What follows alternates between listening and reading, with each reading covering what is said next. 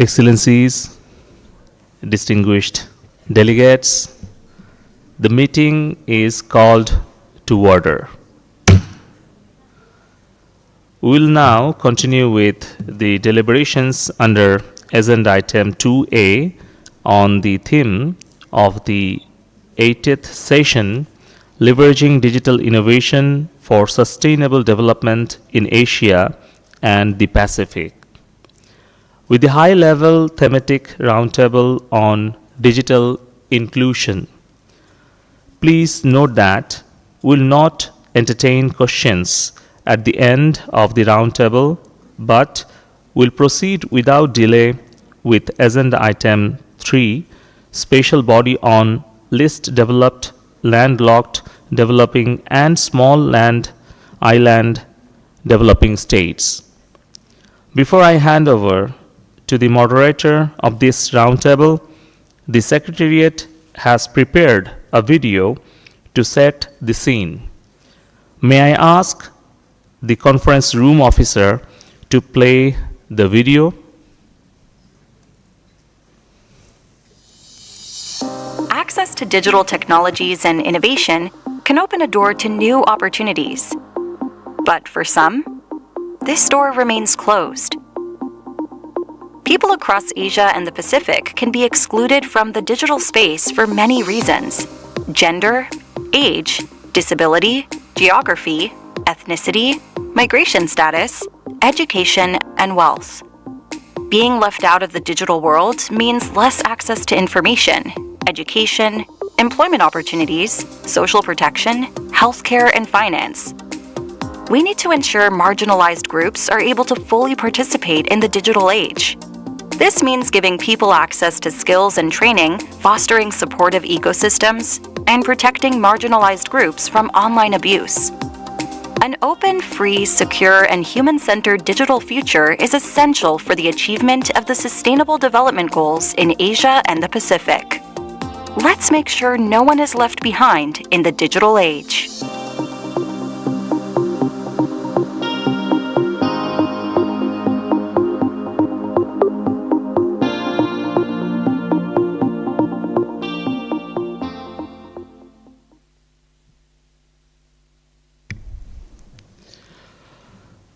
Now, I invite Ms. Sanjana Chantial from the United Nations Entity for Gender Equality and the Empowerment of Women 30 for 2030 Network, Nepal, to moderate this roundtable. Ms. Chantial, please, I hand over to you. Thank you, Chairperson. Excellencies, dear participants, I am pleased to welcome you all to this high-level thematic roundtable on digital inclusion. My name is Sanjana Chantial, and I'm honored to moderate this discussion. As a member of UN Women's 30 for 2030 Youth Network and a passionate advocate for women's and youth's empowerment, I've been leading initiatives aimed at fostering innovation and inclusion. Our panel today comprises of distinguished representatives from various sectors: government, think tanks, civil society, and the private sector. Together, we will explore promising strategies and initiatives aimed at fostering digital inclusion, particularly within the dynamic landscape of the Asia-Pacific region. In our digital age, achieving the ambitious goals outlined in the 2030 Agenda necessitates equitable, meaningful, and safe access to digital technologies for all. Unfortunately, many groups, including women, older persons, persons with disabilities, persons with lower socioeconomic status, and others, have been left behind in the digital revolution. Through my work with youth and women, I have firsthand witnessed the transformative power of increasing access to digital skills and resources, whether through leading online accelerator programs for youth entrepreneurs, helping young students research scholarship opportunities online, or preparing young women for green jobs. I've seen how digital inclusion can unlock new opportunities at the grassroots level and empower individuals to shape their futures. During our panel discussion today, each panelist will have the opportunity to share their insights on digital inclusion through two round of questions. Our first panelist is Ms. Moon Sel-jae, Vice President of the Department of Digital Inclusion at National Information Society Agency, NIA, of the Republic of Korea. Ms. Jae has over 28 years of expertise in digital inclusion and ICT strategy and played a pivotal role in establishing Korea's Digital Bill of Rights in 2023. This charter guides the nation towards a new digital norm. She has also contributed to Korea's digital transformation through planning public services and expanding digital government overseas.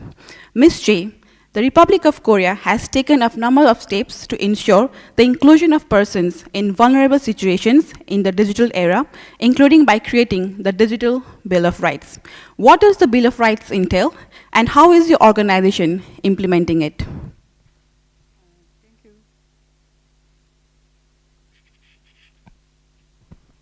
Thank you, Ms. Sanjana.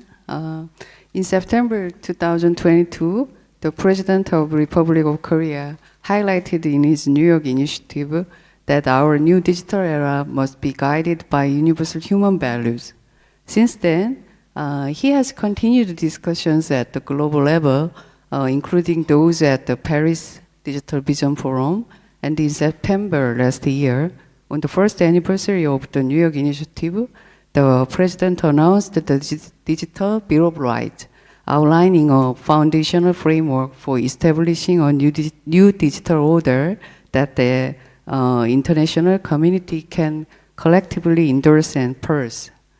So far, digital inclusion efforts have concentrated on assisting vulnerable groups such as the disabled and the elderly. Moving forward, however, we acknowledge that with the progression of digitalization, anyone could potentially become vulnerable. To address this, the Digital Bill of Rights declares digital access as a universal right, significantly expanding the target groups and the concept of our digital inclusion policies. The Digital Bill of Rights envisions a world where all citizens can thrive together digitally, pursuing innovation and sharing equitably in the benefits from it. The Digital Bill of Rights is structured around 5 fundamental principles: freedom, fairness, safety, innovation, and solidarity. It articulates these through 6 chapters and 28 articles, detailing the universal rights of citizens and the responsibilities of various entities. Republic of Korea is committed to further developing this framework, connecting it with specific policies to shape our digital future. Initially, we undertook a comprehensive diagnosis of Korea's response to the deepening digital landscape. This evaluation identified 52 critical issues stemming from deepening digitalization across 17 sectors. We organized these issues into domestic and international categories and scrutinized related policies and systems to assess how effectively the government is managing the challenges of digital deepening.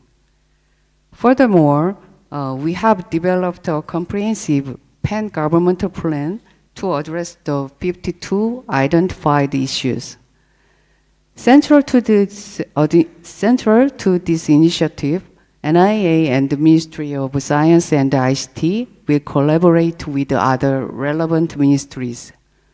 Together, we will integrate policies and conduct regular progress reviews to ensure effective management and resolution of these digital challenges.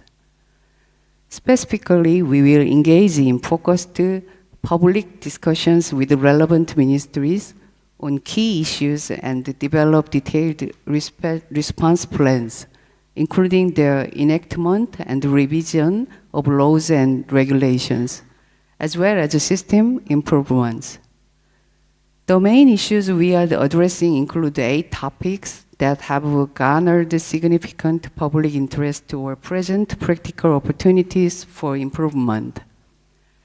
These issues encompass the recognition of copyright in the development and utilization of AI, safety of AI technology, securing the safety and the ethical trustworthiness of AI technology, ensuring the right to disconnection and combating fake news using deepfake technologies, etc.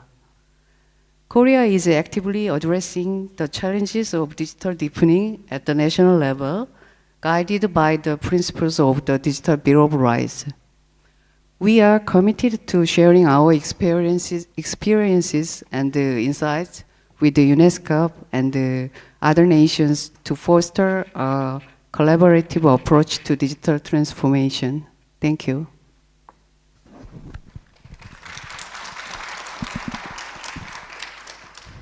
Thank you, Ms. Choi, for sharing the Republic of Korea's experience in ensuring the inclusion of everyone through the Digital Bill of Rights. Our next speaker is Ms. Jin Zhang, Vice President of the Center for International Knowledge on Development in China. Ms. Zhang received her PhD degree from the University of Cambridge, where she taught and researched for many years. Her research areas include global and Chinese development, globalization, value chains, and China, and the political economy of state-owned enterprise. She is executive editor of the Routledge series, China in the World. Ms. Zhang, in your opinion, what have been some of China's most successful initiatives using digital technologies for poverty reduction and economic inclusion? Thank you, Madam Moderator, for your question. The first goal for SDG is poverty reduction. So China has devoted decades of resources and energies to reduce poverty countrywide. And it is an enormous task for a country of 1.4 billion people. Now, China's poverty reduction has adopted a whole society approach, using digital technology to facilitate and accelerate poverty reduction also involve the government, central and local, enterprises, state-owned and private-owned, social organizations, private charities, and non-government organizations, and also including foreign invested enterprises. At the national level, I'd like to mention the policy initiative called Internet Poverty Reduction Action Plan, launched in 2016 jointly by 3 government agencies. The initiative covers 5 projects. Firstly, on increasing internet coverage. Secondly, enabling rural e-commerce. Thirdly, promoting online education and training. Fourthly, enhancing data services for poverty reduction and the distribution of social benefits. And finally, the so-called N+1 program, connecting individuals society-wise, entrepreneurs, volunteers, donors, and enterprise employees with poor regions, counties, villages, and poor households in rural areas through e-platforms such as Tencent Foundation, Alipay Foundation, and the Taobao Foundation. So now I would like to highlight some of the initiatives at the local enterprises and the individual level. I'd like to say the national initiative is very much an integration of the local practices and enlightened by the local experiments. So it's an interactive process of top government planning and organization with local experimentation and local initiatives. So I would like to mention 5 aspects of how government working with enterprises and the private sector to address the digital divide. The first is infrastructure. There are 2 issues here. One is accessibility, second is affordability. So to address accessibility to digital services, the central government put in fund. We called it, in private venture capital terms, it's called seed fund. But I'd like to say it's a lead fund. So, and then provincial municipal governments put in their contributions for the poor regions, and state-owned enterprises in telecommunication services, privately owned equipment and components companies, as well as software companies, all have done their bits and make contributions to address the digital infrastructure deficit. So by the concerted efforts, by 2021, 98% of poor villages have access to optical fiber communications and 4G services. And to address affordability, poor people have 50% discount on using internet services. And some provinces, the discount can reach as high as 70%. And discount also applies to poor people buying 4G mobile phones. Second, e-commerce. Specifically, the National Rural E-Commerce Demonstration Project is very much a bottom-up initiative, enlightened by the practice of Alibaba's training rural residents to set up shops on Taobao platform. So e-commerce reduces the entry barriers for small and micro businesses into the market. So by 2021, a total of 3.7 billion US dollars were invested from both the public and the private sector. I'm very much aware of the time, so I'll leave the other 3 points to the second round of questions. Thank you. Thank you, Madam Moderate. As with everything, that e-commerce always, as with everything, there's always challenges when big changes are involved. E-commerce also brought issues such as what about the means of livelihood for disadvantaged people in villages? So Alibaba, for example, provided training for disabled people, for women, for youth, to set up not just shops online, but also get them involved in the village Taobao shop, to do delivery services, to get them to informing residents the arrival of packages.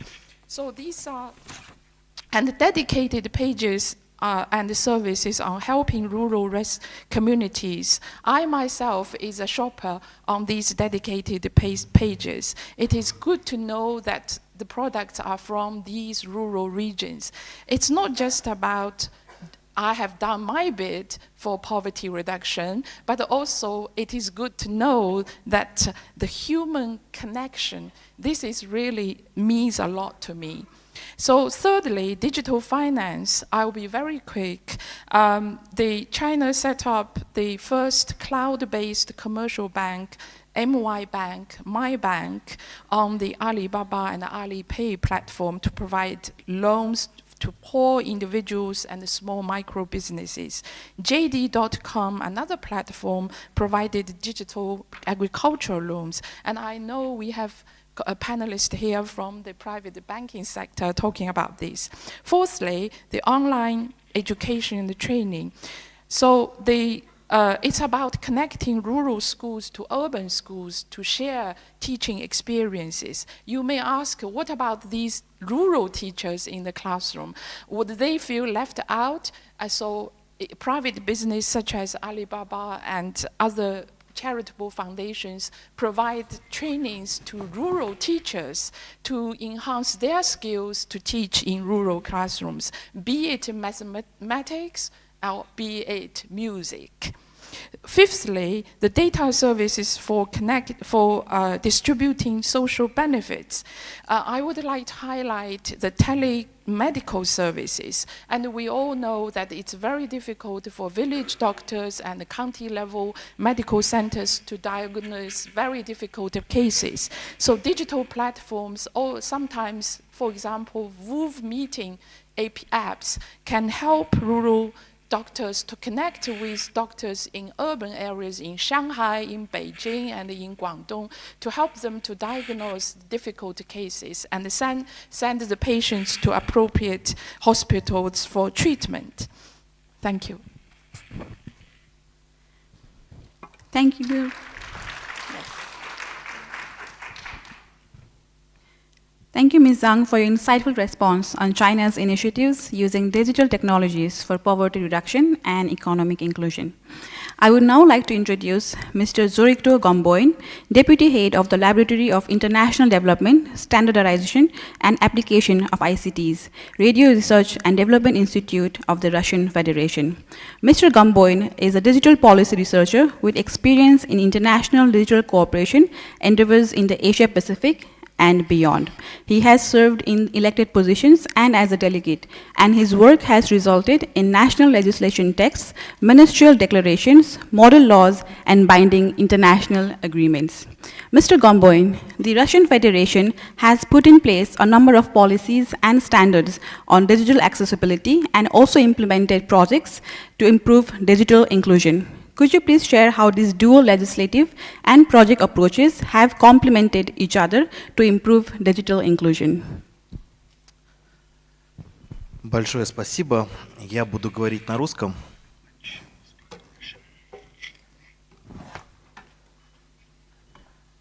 Когда мы говорим про цифровую инклюзивность, часто как бы всплывает то, что это какая-то общая, размытая вещь, она не имеет никакого практического применения. На самом деле это не так. Жизни миллионов людей затронуты тем, что многие сервисы, цифровые услуги недоступны для них. Особенно сейчас, когда мы переходим в эпоху, когда у нас нет уже каких-то аналоговых сервисов, да, и у нас есть только цифровые сервисы. И люди зачастую оказываются вне, они не могут получить какие-то выгоды от цифровой трансформации. Над этой проблемой работают десятки тысяч людей по всему миру. Эта проблема достаточно сложная. Давайте я тоже буду, наверное, в практическом каком-то ключе, да, про нее говорить. С точки зрения малых народов. Я сам тоже представитель малого народа из России. Мы живем в Сибири. Вот. Для нас, что для нас самое важное? Самое важное для нас – это иметь физическое подключение, потому что представители, например, моего народа зачастую живут вне городских центров, далеко, в сельских районах, в районах, где сложные климатические условия. Там вот у меня, к примеру, минус 45 обычно зимой бывает температура, поэтому эти все вещи, они для нас очень и очень важны. К примеру, если мы строим волоконно-оптическую инфраструктуру, тянем ее в какой-то арктический район или приближенный к арктическому, то эту инфраструктуру необходимо защищать, она не может быть общей, она должна иметь специальную защиту. У нас такие решения разрабатываются в стране благодаря сильной поддержке со стороны государства. Соответственно, все вот это развитие, оно заточено на то, чтобы человек в итоге, который неважно где живет, он имел возможность доступа к цифровым услугам. В России сейчас действует политика того, что все населенные пункты с населением более 100 человек будут подключены к интернету. Это подключение должно быть качественным, оно должно отвечать современным стандартам, и оно должно также быть защищенным, оно должно быть непрерывным. Как вы знаете, многие малые народы также в Сибири имеют так называемый кочевой образ жизни, да, они переезжают с места на место, и тут тоже необходимо дополнительно это уточнить, то, что абоненты наши, они двигаются по региону, они не находятся в одной точке, соответственно, нужна какая-то комбинация как проводных технологий, так и беспроводных, к примеру, спутниковых. С учетом времени давайте я перейду к второй сразу части. И я хотел еще поговорить по поводу программного обеспечения и стандартов.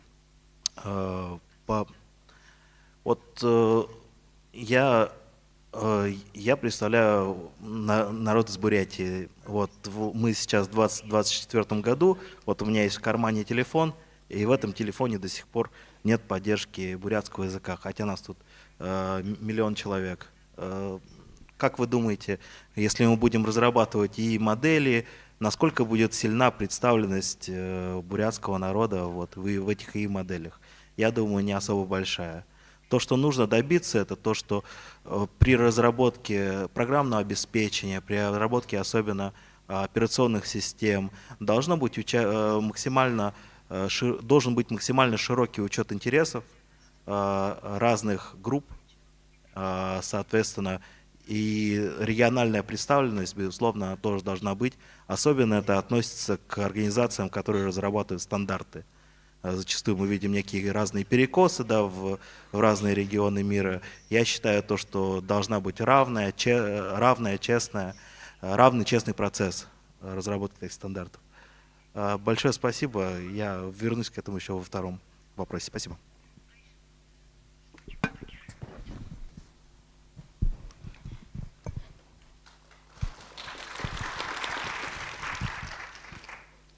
Thank you, Mr. Gomboin, for describing how these policy and project initiatives have worked together to promote digital inclusion. I would now like to introduce Mr. Prashant Ranjan Verma, Accessibility Specialist at DAISY Consortium based in India. Mr. Prashant is responsible for conducting trainings in digital talking books production and providing support to libraries and publishers taking up inclusive publishing worldwide. He has conducted trainings on information accessibility in more than 25 countries and prepared numerous manuals, step-by-step tutorials, and videos on tools useful for accessible books production and reading. Mr. Prashant, persons with disabilities are one of the largest minority groups globally. Could you please share some examples of the impact that accessible digital technology can have on the lives of persons with disabilities and also for society as a whole? What should governments keep in mind as they consider policies around accessibility? Yeah. Thanks for giving me the opportunity to answer this important question. So accessible digital technologies can have a life-changing impact on the lives of persons with disabilities. They can become more independent and productive, and tasks that were considered impossible for persons with disabilities can be done by them with ease. As an example, accessible technologies like screen readers and inclusive operating systems are enabling me to make use of the smartphone, the computer, and the internet, which otherwise was impossible for me as a visually impaired person. So, digital technologies are also opening up new fields of employment for persons with disabilities. Persons with disabilities are now able to work in the mainstream in the offices with non-disabled, because digital technologies are being used in each and every job. And without the ability to use the digital technologies, persons with disabilities can't really expect to get any kind of employment. So persons with disabilities are also now able to access new age jobs like a software tester or developer or content creator. All these things are possible and will be possible only when the digital technologies are designed in such a way that persons with disabilities are able to access them. So this also, the inclusion of persons with disabilities through accessible digital technologies brings lots of benefits to the society and the country as a whole. The inequalities can be reduced, the poverty can be reduced, because there is a close connection seen between disability and poverty. Persons with disabilities from being just unproductive and consuming citizens can become contributing and productive citizens. So there is a study conducted by ILO which says that the GDP of the economy, the country's economy, can increase from 3% to 7% if persons with disabilities are included in the workforce at an equal level with other non-disabled persons.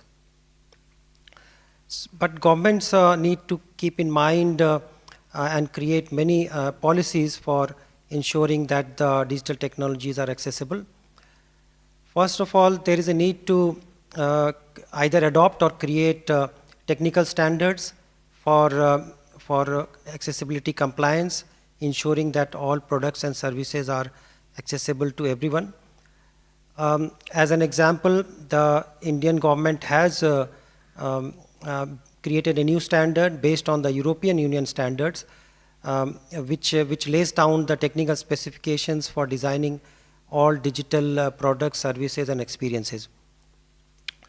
Countries also need to have a strong legislation so that the accessibility standards can be enforced by all, including the private parties. As an example, the European Accessibility Act it lays an obligation on all parties that after June 2025, all products, apps, online experiences have to be accessible.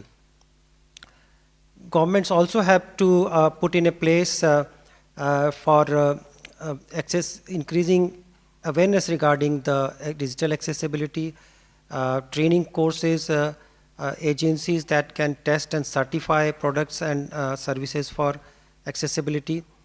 There is also a need to have a grievance mechanism so that if the accessibility compliance is not there, persons with disabilities should be able to complain or report that to a suitable forum, and that suitable forum should be able to look into it and as and when required pass orders for accessibility compliance. And like in many countries, there are also some penalties, and that enables, that ensures that the accessibility compliance is there. So, so overall, the accessible digital technologies have a remarkable role in making the country inclusive, and but for that, the governments need to take into account several policies. Yeah, thank you.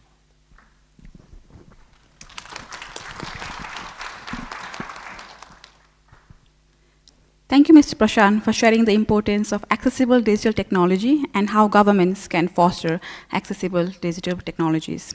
Our last speaker is Ms. Pitipon Phanafat, First Executive Vice President of Digital Products and Platforms Business at Siam Commercial Bank in Thailand.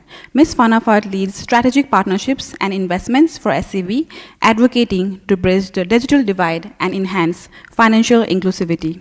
Leveraging technology, she aims to improve access to financial services, fostering a more inclusive digital environment that empowers individuals through innovative solutions. Ms. Phanafat, from a broad perspective of the private sector, including the banking sector in Thailand, what trends are you observing in financial digital inclusion? What are the obstacles to providing access to financial services to persons in vulnerable situations, and how do you overcome them? Okay. For the trend part, I observe mainly three trends, which is digital transactions, and then lead to data, and then lead to better understanding of the customers. So during the pandemic, we have seen more and more registrations and digital users getting into the digital platform, mainly the mobile banking, e-commerce, and real-time delivery. And with those, the bank, for example, has so much more data that can be processed and provide better offering for the customers.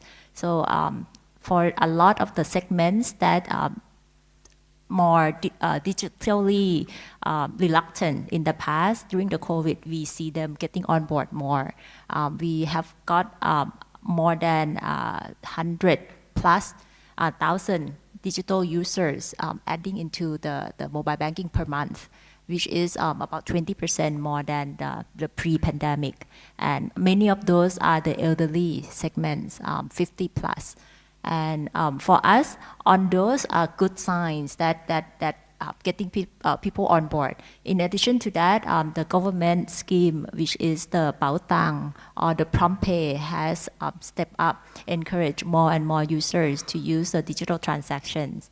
However, with all this, a lot of the challenges still remain. I would see them as about three areas. One is the accessibility to the internet. Second is on the digital literacy.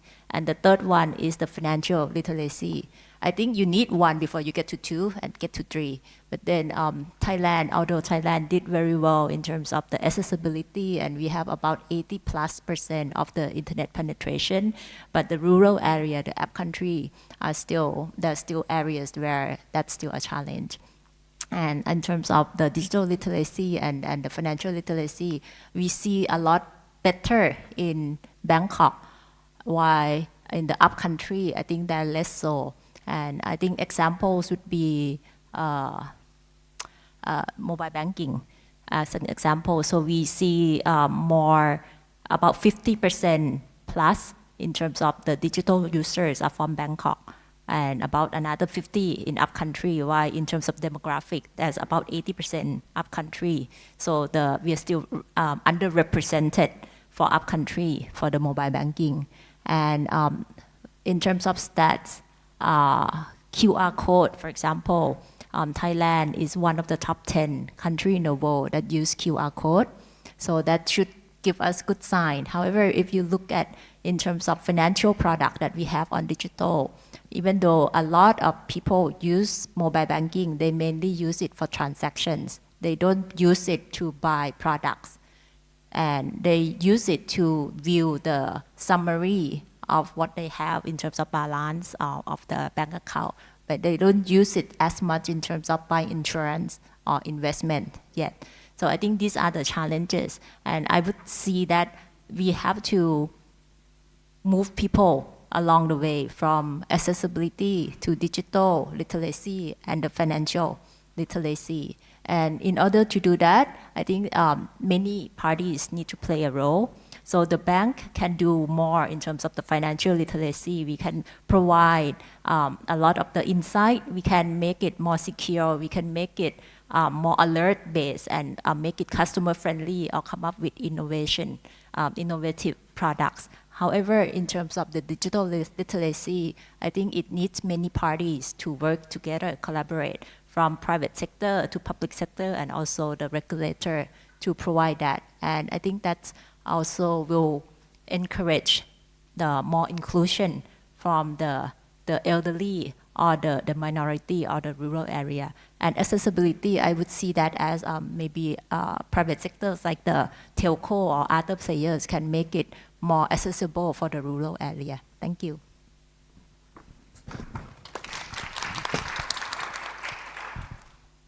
Thank you, Ms. Vanaport, for sharing the broader trends in digital financial inclusion and your experience in overcoming some of the obstacles to providing access for persons in vulnerable situations.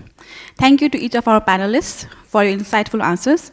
We will now proceed to the second round of questions, turning back to each of you for further exploration. Ms. Che, one of the technological developments that will have an enormous impact in the coming years is artificial intelligence. What strategies do you believe governments and the private sector should adopt to ensure AI benefits all, while the rights of people are protected? Yes, thank you, moderator. Our strategies to protect people's rights in the face of AI development and to ensure equitable benefits from AI across all demographics are categorized into 3 key areas. First, policy development by the government. Second, technical contributions by the private sector. And third, awareness-raising initiatives through public-private partnerships. Firstly, governments must implement policies that strike a balance between protecting users and promoting industry growth. This includes establishing institutional safeguards to shield people from AI dysfunctions, such as deepfakes, copyright infringement, and privacy breaches. At the same time, promotional policies such as large-scale national initiatives and support for SMEs' technological development are essential to foster private innovation. Second, the private sector should develop and utilize AI technology ethically while fulfilling its social responsibilities. The private sector should responsibly develop and utilize AI technology by adhering to government regulations and implementing their own AI ethics principles through self-regulation.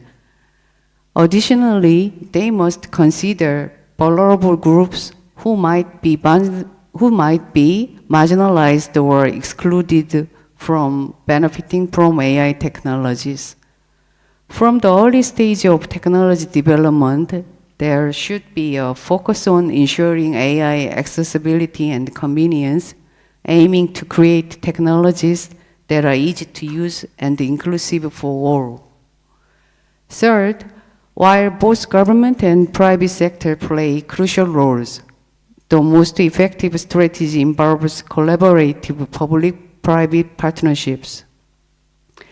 Addressing digital rights and the equitable distribution of AI benefits involves complex, intertwined interests that extend beyond the reach of government-led solutions alone. Therefore, by working together, the government and the private sector can develop more effective solutions and strategies. Specifically, public-private partnerships can create synergies in raising public awareness through educational initiatives, campaigns, and other similar efforts.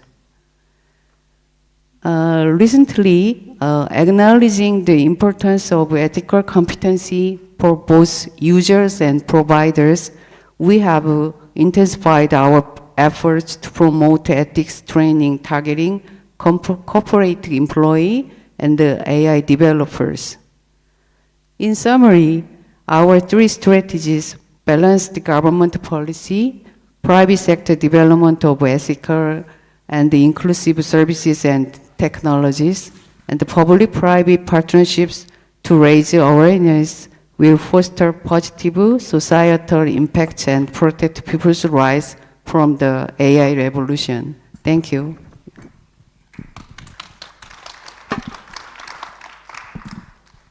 Thank you, Ms. J. It is encouraging to hear about the strategies governments and the private sector can adopt to ensure that AI will benefit all.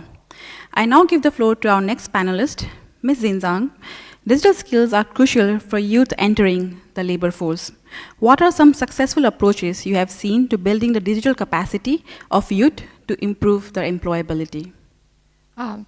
Thank you, Madam Moderator. May I take the liberty to add women and the elderly people in addition to the youth, in addressing the second question.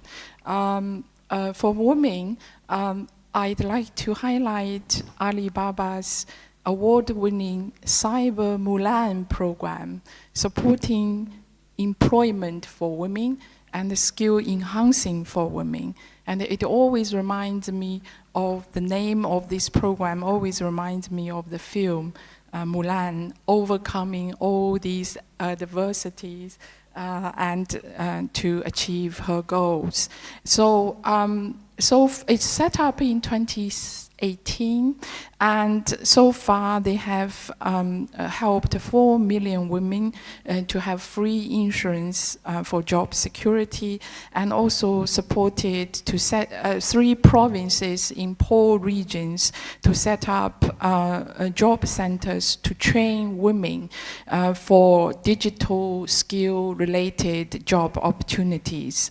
And the third thing they do, which I like very much, is that they have supported 70 rural women's football teams across the country. So empowering women to participate in sports, which was dominated by men.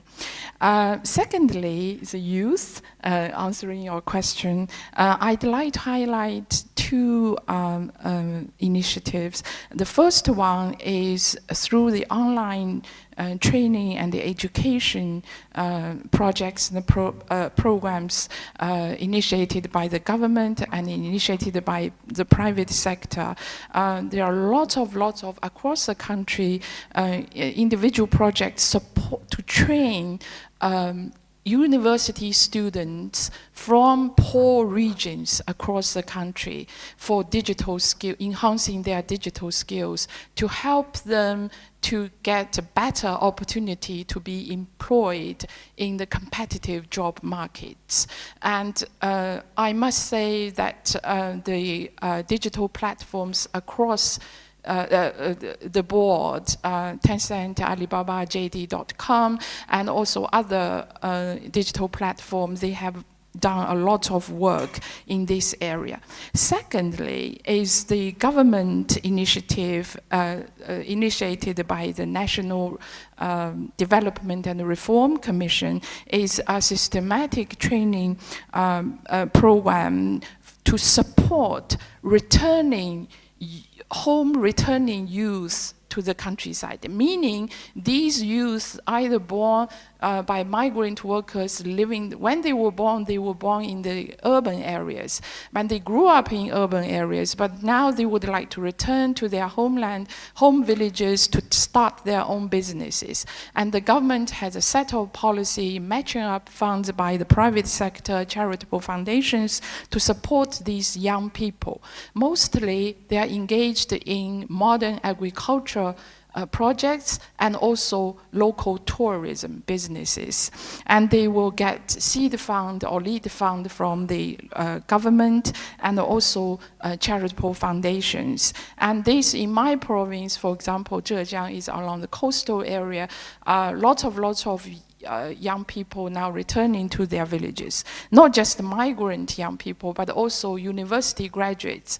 They might be from mountainous rural areas, and previously they would never want to return to the home villages. Nowadays, facilitated by the digital training and online training programs, and also online digital consultation to expertise and experts on agriculture, on tourism, they can easily, using their mobile phone, saying, hello, something wrong with the leaves of my crops, what's the problem? And then remotely, the experts, technicians can support them through the digital platform. Now, finally, I would like to highlight the elderly, for the elderly people.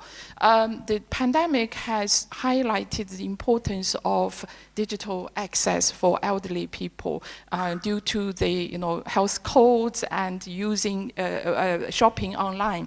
And after the pandemic, the government initiated, lead by example, to turn the government departments and agencies' website into two versions. One is for people in general, one is for elderly people. They are in large text and with audio and with written transcripts. So for the elderly people, it also means nowadays in China, we use WeChat Pay, Alipay, or Union Pay. So these kind of non-cash payment methods, we are used to it. But for elderly people, it's not the case mostly. So the government initiated regulation for business and shop owners to not to reject cash payment across the country. It's universal, but the starting point is to help the older people to pay with ease, with approaches that they feel comfortable with. So from my previous response to Madam Moderator's first question and second question, finally, I'd like to sum up is that as our panelists highlight, and it's great to hear from different countries' experiences, is that it's great that the private sector working together with the public sector or vice versa.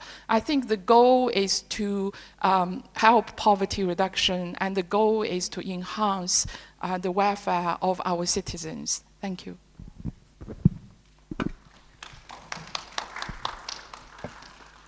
Thank you, Ms. Zhang, for sharing the center's exciting work to promote inclusion for youths, older persons, and women.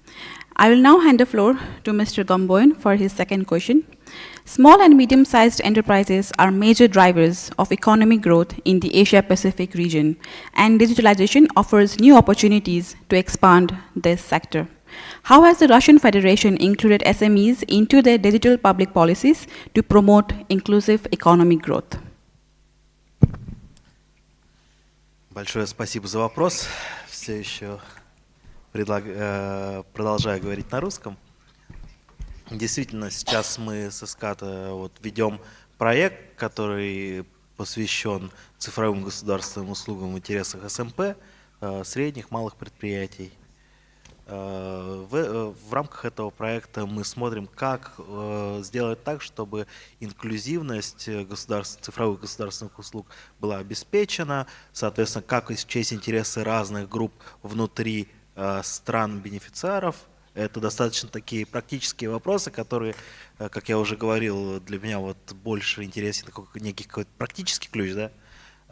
Соответственно, мы смотрим на разные государственные услуги. Если говорить о России, то наш портал госуслуг один из самых известных, самых развитых. Он почти охватывает все население, но ключевое слово тут «почти».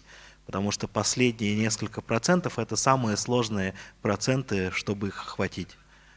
Как преодолевать это, необходимо тоже прибегать к неким инновациям, да, неким новым каким-то подходом.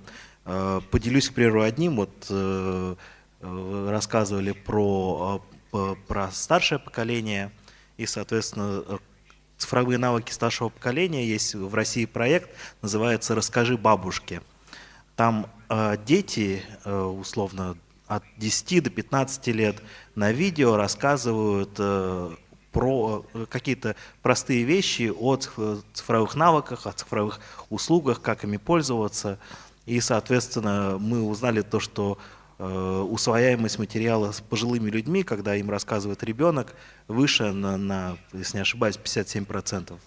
То есть вот такие вот инновации, это очень важно думать о том, для кого мы это делаем, то есть думать о своих вот этих вещах. Во-вторых, о государственных услугах, опять же, возвращаясь, у нас на портале есть раздел с руководствами, он написан техническими специалистами для технических специалистов, то есть это не какая-то общие какие-то вещи, да, это конкретные блок-схемы, это там диаграммы о том, как в цифровых государственных услугах обеспечивать инклюзивность. Это очень важно, я вот тоже, если хотите, можете ознакомиться, это все доступно в открытом доступе. На этом я, пожалуй, закончу в интересах времени, учитывая, что времени до следующей сессии осталось немного. Спасибо.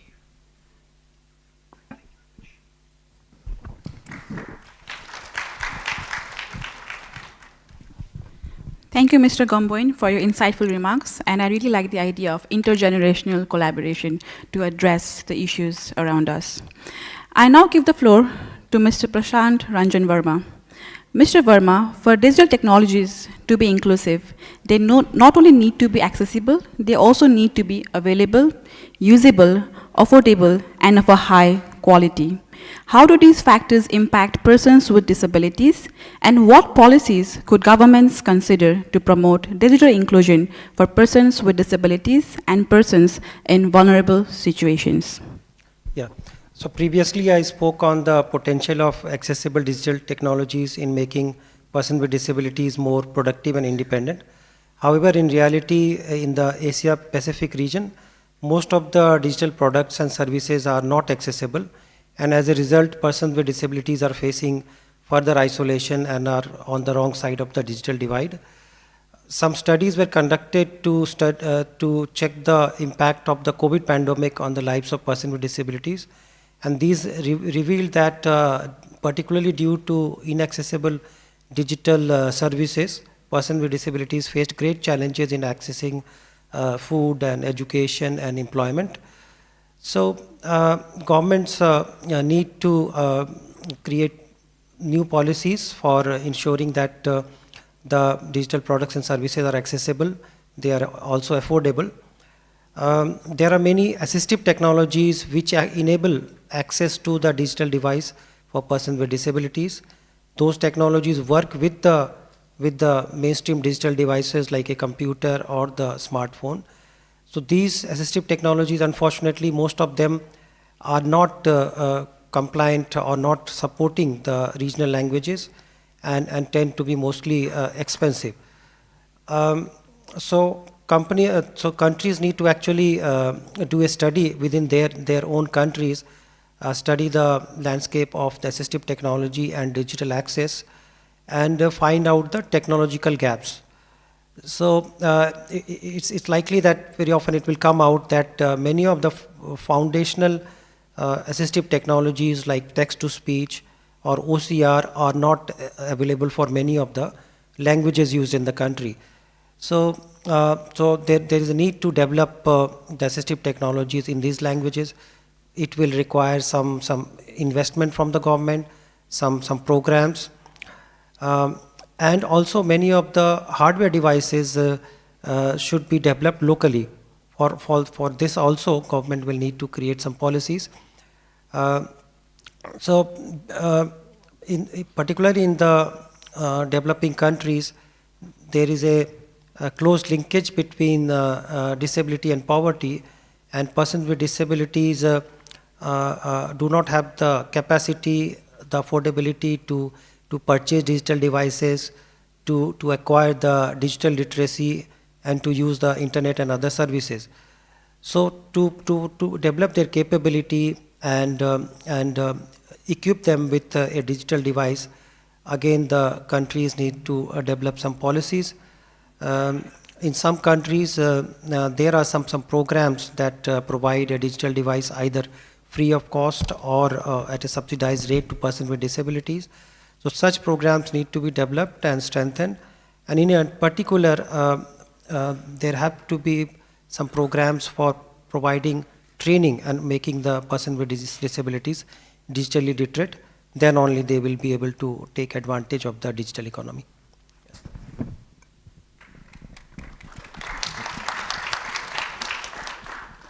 Thank you, Mr. Verma, for sharing your insights and policy recommendations. So for the final question, I will hand the floor to Ms. Pitipon Fanafat. Ms. Fanafat, are there any particular innovations or approaches you have found to be effective in promoting financial inclusivity? Please feel free to share examples, initiatives from your own experience or observation in the industry. Okay, thank you. In terms of innovation, I would probably frame it into 3 areas. One is on the innovative products. Second is using AI empowered. And third one is the omnichannel or digital with human touch. I'll give examples of these 3. So in terms of digital innovative products, I think for our bank, we have tried the digital lending for business owner. So this is business lending. And we have done everything digital end-to-end for customers, business owners to get the loan. Most of them are micro loans within 3 clicks and receive the money in 10 minutes and no submissions because all the information should already be through the transactions or things that they have done through the digital already. On that, we have provided micro lendings to almost 1 million business owners, entrepreneurs. And I think it is good to also say that over 2/3 of them are women entrepreneur, female entrepreneur, and 3/4 of that are from the rural area. So this is something that digital access or digital innovation could help achieving, which we could not have achieved through the traditional way, because all these small ticket size loan, if we were to do it through the traditional way, it would cost so much, and the accessibility and the cost per income would not justify. And with the AI empowered, we can also make it dynamic pricing or risk-based pricing as well. So different business owners can get different rates for all this. And for me personally, I feel good that we have empowered the entrepreneur, the female entrepreneur to bring more growth to their business. Other things that we could do also are in the micro theme, micro insurance, micro investments, protections, and all others. So we want to make sure that even though you are little people or you are small people, you can have protection, you can have investment. We have 1 baht mutual fund for customers to invest. We make it simple and we make it, with the AI empowered, we make it almost like Netflix. where if you watch this movie, you may also like this and this movie. Same thing can apply for mutual funds or the money market. Make it customer friendly. And lastly, in terms of the omnichannel or digital human touch, we also believe that not everything can be done through digital. Some segments still need human intervention, either through the call or through the line chat or the line call. So we want to make sure that we accommodate all those customers as well. So we ensure that for some that we can do through digital, we try, but then for any rooms that still needs human intervention, we have the access for the omnichannel so that they can ask questions and those segments won't be left behind. So at the end, for us, I think like what some of my colleagues, the delegates already mentioned is it should not be technology-led, but it should be customer-led in terms of all these innovations so that we ensure that no one would be left behind. Thank you. Thank you, Ms. Fanafort, for sharing the innovative examples. Thank you once again for all our esteemed panelists for your valuable insights and contributions. We talked about the importance of understanding the grassroots realities and lived experiences of individuals and designing solutions by incorporating localized information. We talked about the life-changing impact of digital technologies and how they can be used to achieve sustainable development goals such as no poverty and gender equality. We also discussed the need for comprehensive diagnosis to identify issues and design solutions. We must adopt an intersectional approach so that no one is left behind in the digital revolution. In our panel discussion today, we had various stakeholders. We had individuals from the government, think tank, civil society, and the private sector. One thing is clear, for us to ensure that no one is left behind in the digital revolution, we must all work together. All of us have different pieces of the puzzle, and to get a full picture, we must come together so that we can build a better world.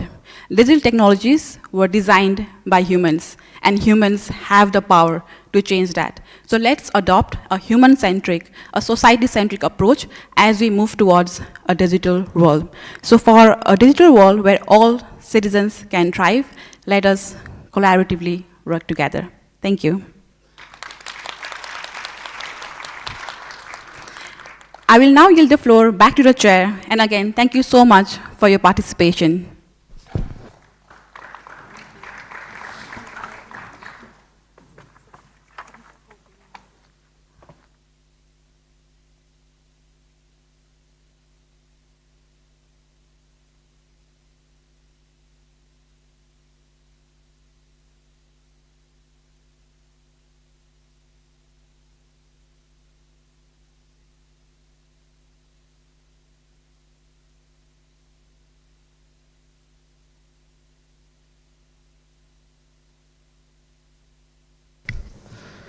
Thank you very much, Ms. Chantial, and to all panelists for their insightful perspectives. This concludes our discussions under Agenda Item 2A. We will now continue our discussions under Agenda Item 3, Special Body on List, Developed, Landlocked, Developing, and Small Island Developing States. Excellencies, Madam Executive Secretary, distinguished delegates, this commission will now consider Agenda Item 3, Special Body on List, Developed, Landlocked, Developing, and Small Island Developing States. The document pertinent to this agenda item is ESCAP/80/4, Summary of the Asia Pacific Countries with Special Needs Development Report 2024, Leveraging Digitalization for Productivity and Decent Employment. At the outset, I'm pleased to invite opening remarks to be delivered by the Executive Secretary, Ms. Armida Salsia Alice Jabana. Madam Executive Secretary, you have the floor.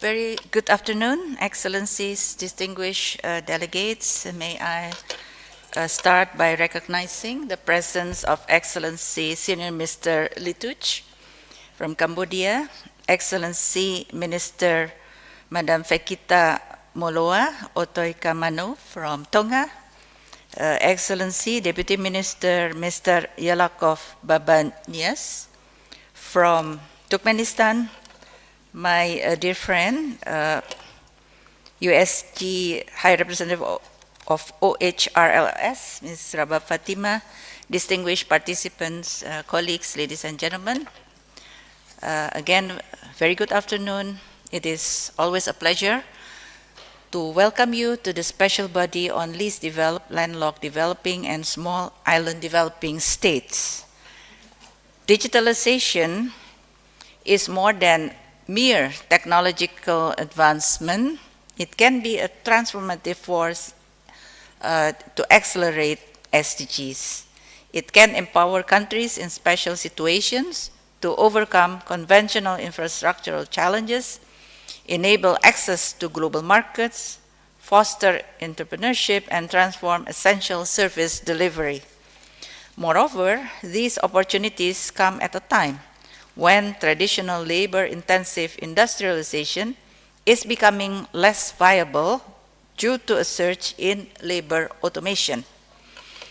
As you know, one of the aims of the Summit of the Future later this year at the sideline of GA, or part of the GA in September, is to agree on a vision of digital technology as an engine for human progress or progress in development overall that can deliver full benefits while minimizing potential harm. Yet, transitioning towards a comprehensive digital economy presents its own set of challenges, ranging from establishing robust digital infrastructure to fostering a digitally literate workforce capable of navigating the complexity of a rapidly evolving digital landscape. The scale-biased nature of digitalization further complicates the landscape, potentially widening pay gaps and exacerbating rural-urban divide. Regional cooperation is pivotal, is key, especially in harnessing digitalization to bolster trade and investment for countries in special situations. Despite a growing engagement in digital trade and investment among these countries, their presence, particularly that of LDCs, is still very minimal. The substantial benefits that can arise from service trade with its extensive positive externalities underscore the need for digital trade cooperation and coordination to establish a robust regulatory environment. As one of the UN Regional Commission, and we are covering Asia-Pacific region, we are committed to supporting the efforts of our member states, especially those in special situations. Initiatives such as the Asia-Pacific Information Superhighway exemplify our dedication to fostering collaborative efforts in enhancing connectivity as well as digital integration. Such endeavors reduce digital trade barriers, stimulate investment, and contribute towards a more integrated and inclusive digital trade framework. This offers economic benefits and fosters long-term productivity and job creation across the region. Excellencies, distinguished delegates, the Doha Program of Action for the LDCs for the decade 2022-2031 notably emphasizes the critical role of digitalization and digital technologies in the sustainable development of LDCs. It highlights the necessity of enhancing digital infrastructure and literacy as foundational elements. Similarly, the upcoming global conferences for LLDCs and SIDS present an invaluable opportunity to underscore the significance of digitalization in the development trajectories of these states. These conferences are also crucial juncture for the international community to offer support to complement the digital transformation efforts of countries in special situations. In conclusion, I wish to reiterate the importance of regional cooperation and partnership in capitalizing on digitalization for countries in special situations. I look forward to your deliberations on how we can intensify our collaborative efforts, particularly for harnessing the full potential of digitalization, bridging the digital divide, and laying the foundation for a future where digital inclusivity drives prosperity for all of us. Thank you very much.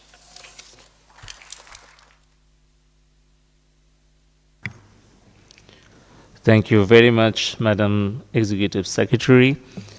May I now invite Ms. Rabab Fatima, Under Secretary General of the United Nations and High Representative for the least developed countries, landlocked developing countries, and small island developing states to deliver opening remarks. Mr. Chairman, my dear sister and friend, Executive Secretary Armida Alice Jabana, Honorable Ministers, Excellencies, distinguished delegates, dear friends and colleagues. It's good to see you in the chair, Mr. Minister, and I extend to you warmest felicitations on your election as Vice Chair of this landmark 80th session, and I'm confident that under your leadership, this session will have a successful outcome. I thank ESCAP for holding a dedicated session on the LDCs, LLDCs, and the SIDS on a very pertinent theme, leveraging digitalization for productivity and decent employment. And I also thank ESCAP for the excellent thematic report on this issue, which offers concrete recommendations for these countries. Excellencies, digital technologies have revolutionized the modern production frontiers. Yet it presents both challenges and opportunities for the workforce. Many of the labor-intensive jobs are becoming automated, leading to job losses by low-skilled workers in many of these countries. However, automation has created new opportunities for skilled workforce, fostering a shift of demand in the job market. For countries in special situations, access to digital technologies, education, and skills development are more critical now than ever before to fully realize these potentials. Yet, they face serious constraints. A staggering 720 million people in the LDCs are offline. For the landlocked developing countries, the figure is 60% of the population. And for the SIDS, it is 33%. Internet access is disproportionately more expensive in LDCs, and the SIDS. For example, it accounts for 36% of GNI per capita in LDCs as compared to only 1.4% in the developed countries. While digitally deliverable services exports have nearly quadrupled in the past 2 decades, LLDCs account for only 0.3% of this trade globally. The Asia-Pacific LDCs accounted for less than 1% of the region's export of digitally deliverable services. And the SIDS are also at the periphery of this business. LDCs, LLDCs, and the SIDS are also lagging behind in seizing the tremendous potentials of artificial intelligence. Take, for instance, the potentials of AI-powered precision farming technologies. UNCTAD estimates that embracing such digital tools can enhance agricultural yields in these countries by up to 70% by 2050. And the list goes on, Excellencies. We clearly need a more innovative approach, scale, and speed to make a real difference. Allow me to share 5 specific points in this regard. First, there must be adequate policy support at global and regional levels to integrate digital technologies and tools for sustained improvements in productivity and the creation of decent job opportunities in these countries. They need strong support from the development partners, the United Nations and other stakeholders, including, importantly, the private sector, to facilitate technology transfer and financing. South-South and triangular cooperation can also contribute significantly in this regard. Second, it is critically important to prioritize on education, skills development, and entrepreneurship. Education systems need to integrate digital literacy and ICT skills from an early age. Curricula need to be tailored to prepare graduates to meet current and future demands of the job market. There must also be lifelong learning opportunities to continuously adapt to the demands of new and evolving job markets. Moreover, nurturing a digital entrepreneurship ecosystem is also critical to spur innovation, create high-quality jobs, and attract international investments.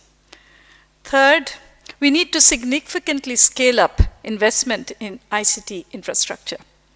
ESCAP estimates that LDCs, LLDCs, and SIDS in the Asia-Pacific region need investments of approximately $8 billion, or 1.2% of their combined GDP, to close the ICT infrastructure gap by 2030.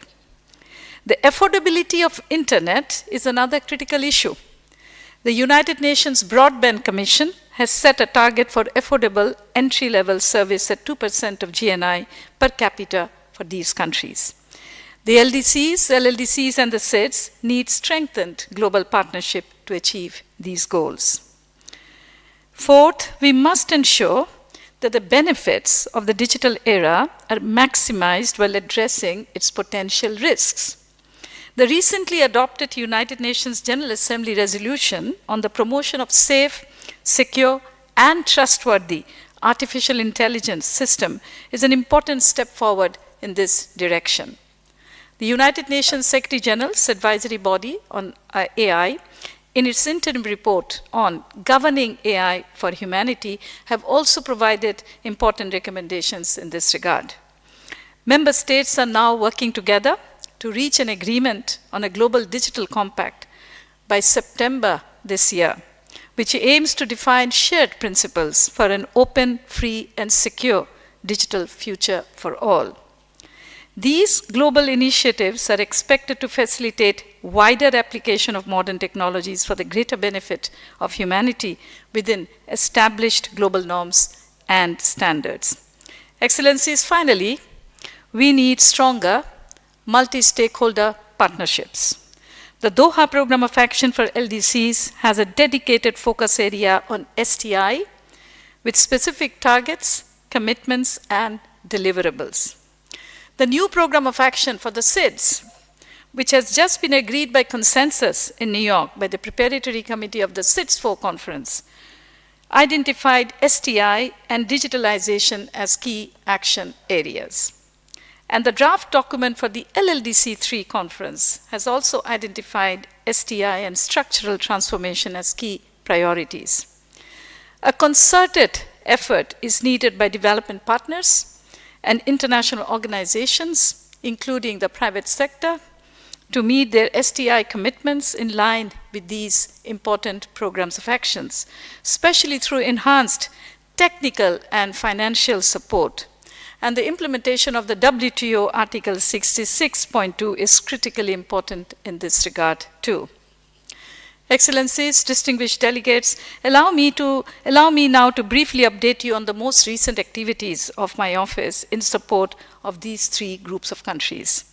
I'm happy to share that the roadmap for the implementation of the Doha Program of Action, the DPOA, has been finalized. It identifies stakeholder actions, key indicators, and milestones for the next decade across the 6 priority areas.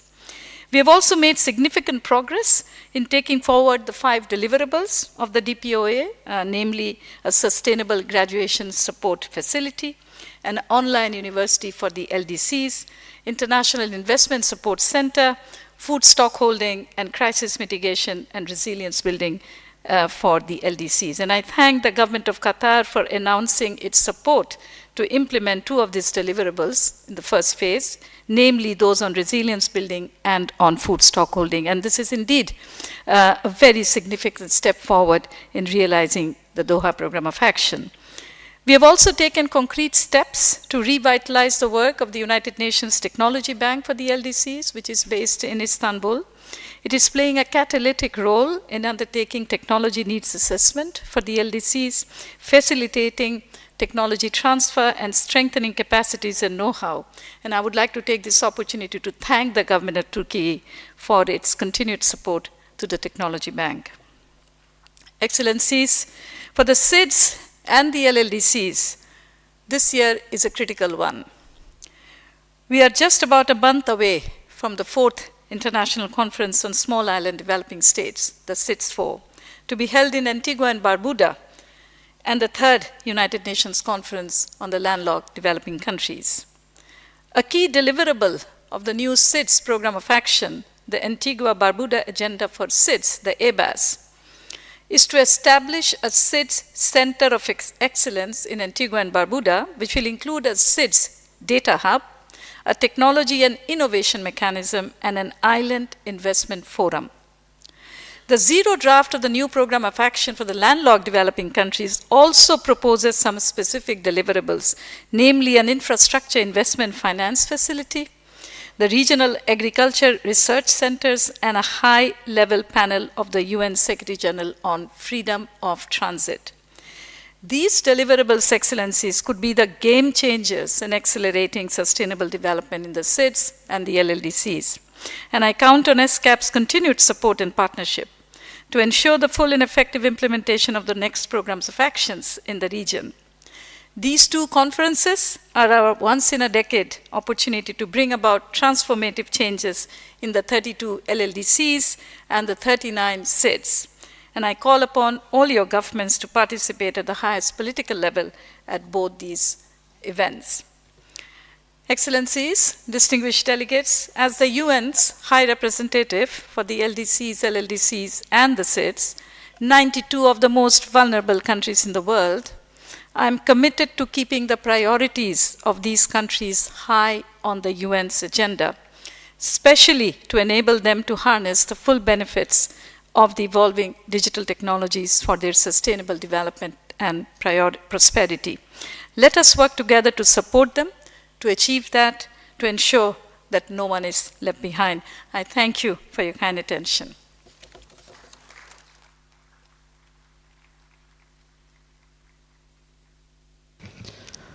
Thank you, Ms. Fatima, for those valuable, inspiring remarks. It is my honor to invite His Excellency Dr. Lee Tuch, Senior Minister, President of National Committee for ESCAP, and First Vice President of the Cambodian Mine Action and Victim Assistance Authority, Cambodia, to deliver his statement. Your Excellency, the floor is yours. Thank you, Mr. Chairman. Honorable Dr. Amida Salsa Ali Zabana, and the Secretary General of the United Nations and Executive Secretary of ESCAP, Honorable Madame Rabat Fatima, and the Secretary General of the United Nations, High Representative of the least developed countries, landlocked developing countries, and small island developing states, and Secretary General of the 3rd United Nations Conference on the landlocked developing countries. Honorable Ministers, Excellencies, ladies and gentlemen, good afternoon. On behalf of the Cambodian delegation, it is my pleasure and honor to address you today during this special body. Today, at the pivotal 80th session of the Commission, we unite under the theme Leveraging Digital Innovation for sustainable development in Asia and the Pacific. This gathering is a testament to our collective resolve to transform our societies. We stand at the cusp of a digital renaissance, an era where technology is the key to unlocking sustainable prosperity, enhancing governance, and fostering an inclusive society that leaves no one behind. With profound respect and a deep sense of global solidarity, I extend my gratitude to my Prime Minister of the Kingdom of Cambodia, who also attended the opening session yesterday, and to Honorable Dr. Amida, Secretary of ESCAP. Your leadership is not just a lighthouse for our nation, but also illuminates the path for regional cooperation and development. Under our Prime Minister's guidance, Cambodia is navigating the digital revolution, aiming to harness its vast potential for societal upliftment and environmental stewardship. Cambodia's embrace of digital innovation marks a significant leap toward modernization and resilience. We recognize the immense potential digital technologies offer, from transforming public service delivery to revolutionizing agriculture with farming techniques. Our digital economy and society policy framework and the digital government policy are strategic roadmaps designed to propel Cambodia into the future, ensuring that digital empowerment reaches every citizen, enriching lives across both urban and rural landscapes. Our digital transformation journey is deeply intertwined with our national development goals. It is a comprehensive approach that includes upgrading our digital infrastructure, promoting digital literacy, and fostering a vibrant ecosystem for startups and digital entrepreneurship. These efforts aim to catalyze economic growth, enhance the competitiveness of Cambodian businesses, and provide new opportunity for our youth. Mr. Chairman, the future we envision is one where digital technology serves as a uniting force, bridging disparities and bringing communities together. This vision is rooted in the understanding that innovation has the power to drive social change, economic growth, and environmental sustainability. By leveraging digital solutions, we aim to make education more accessible, healthcare more responsive, and governance more transparent and accountable. Cambodia's commitment to digital inclusivity and sustainability mirrors the broader aspirations of Asia-Pacific region. We are keen on sharing our experiences, learning from our neighbors, and collaboratively overcoming challenges. The path forward is paved with opportunities for regional cooperation, from sharing digital infrastructures projects to cross-border data exchanges that bolsters trade and security. Our digital agenda is inseparable from our commitment to sustainable development. We are employing digital tools to monitor and protect our natural resources, combat climate change, and ensure that economic development is both inclusive and environmentally sound. Initiatives like smart water management systems and digital monitoring of deforestation activities underscore our dedication to leveraging technology for the planet's well-being. Addressing the digital divide is paramount to achieving this vision. We are investing in digital education and infrastructure to ensure equitable access to technology, particularly for rural and marginalized communities. Our goal is to build a society where everyone can benefit from digital economy, fostering a culture of innovation that fuels national and regional growth. Mr. Chairman, Excellencies, ladies and gentlemen, this momentous era of digital transformation calls for collective action and shared responsibility. I urge our regional and international partners to join us in this journey, leveraging the ESCAP platform to foster dialogue, share best practices, and mobilize resources for digital initiatives. By working together, we can harness the power of digital innovation to achieve our shared goals of sustainable development, peace, and prosperity. As we conclude, let us reaffirm our commitment to a united and prosperous future fueled by the endless possibilities of digital transformation. The discussions and collaborations fostered here in Bangkok are just the beginning. Together we can create a resilient and sustainable Asia-Pacific region where digital technologies empowers every community and innovation drives our collective progress. Finally, I extend my deepest appreciation to all of you for your dedication to forging a brighter future. Our shared journey towards a digitally empowered, sustainable, and inclusive Asia-Pacific starts with our action today. I thank you for your attention.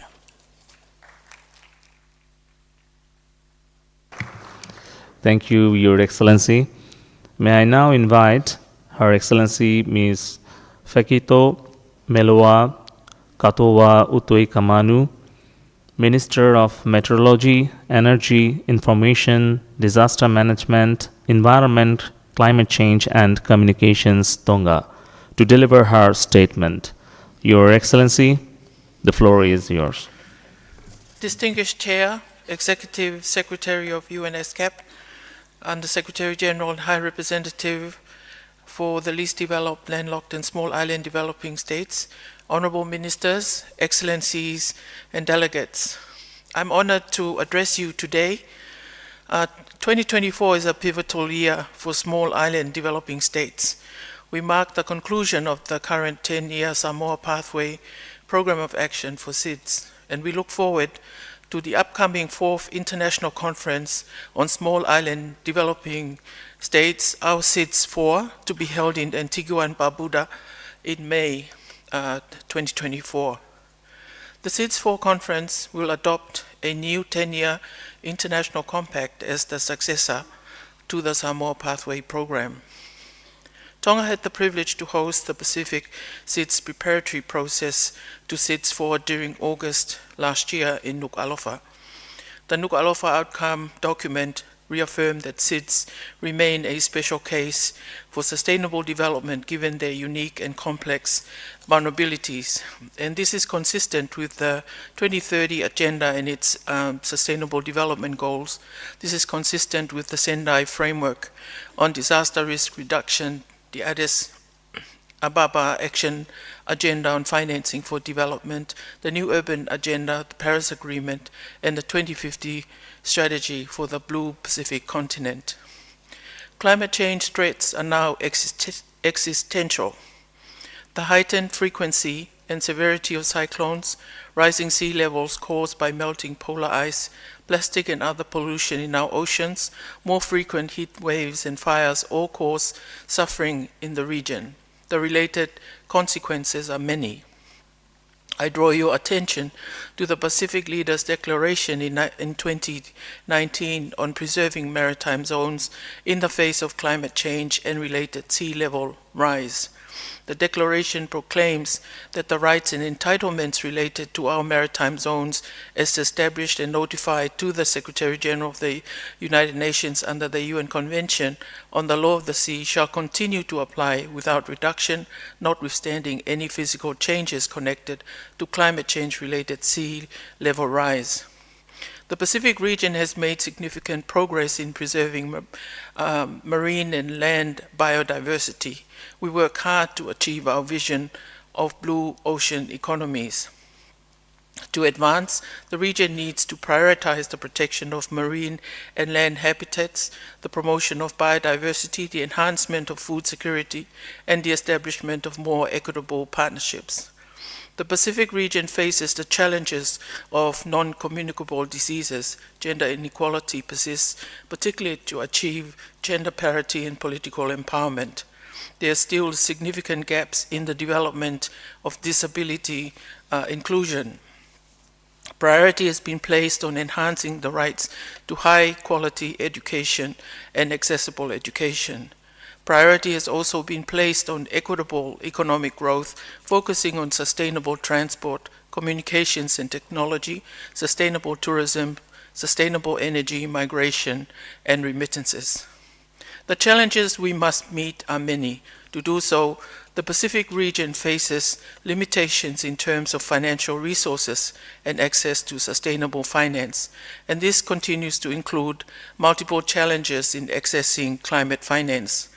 This hinders our ability to implement our development priorities on time and effectively.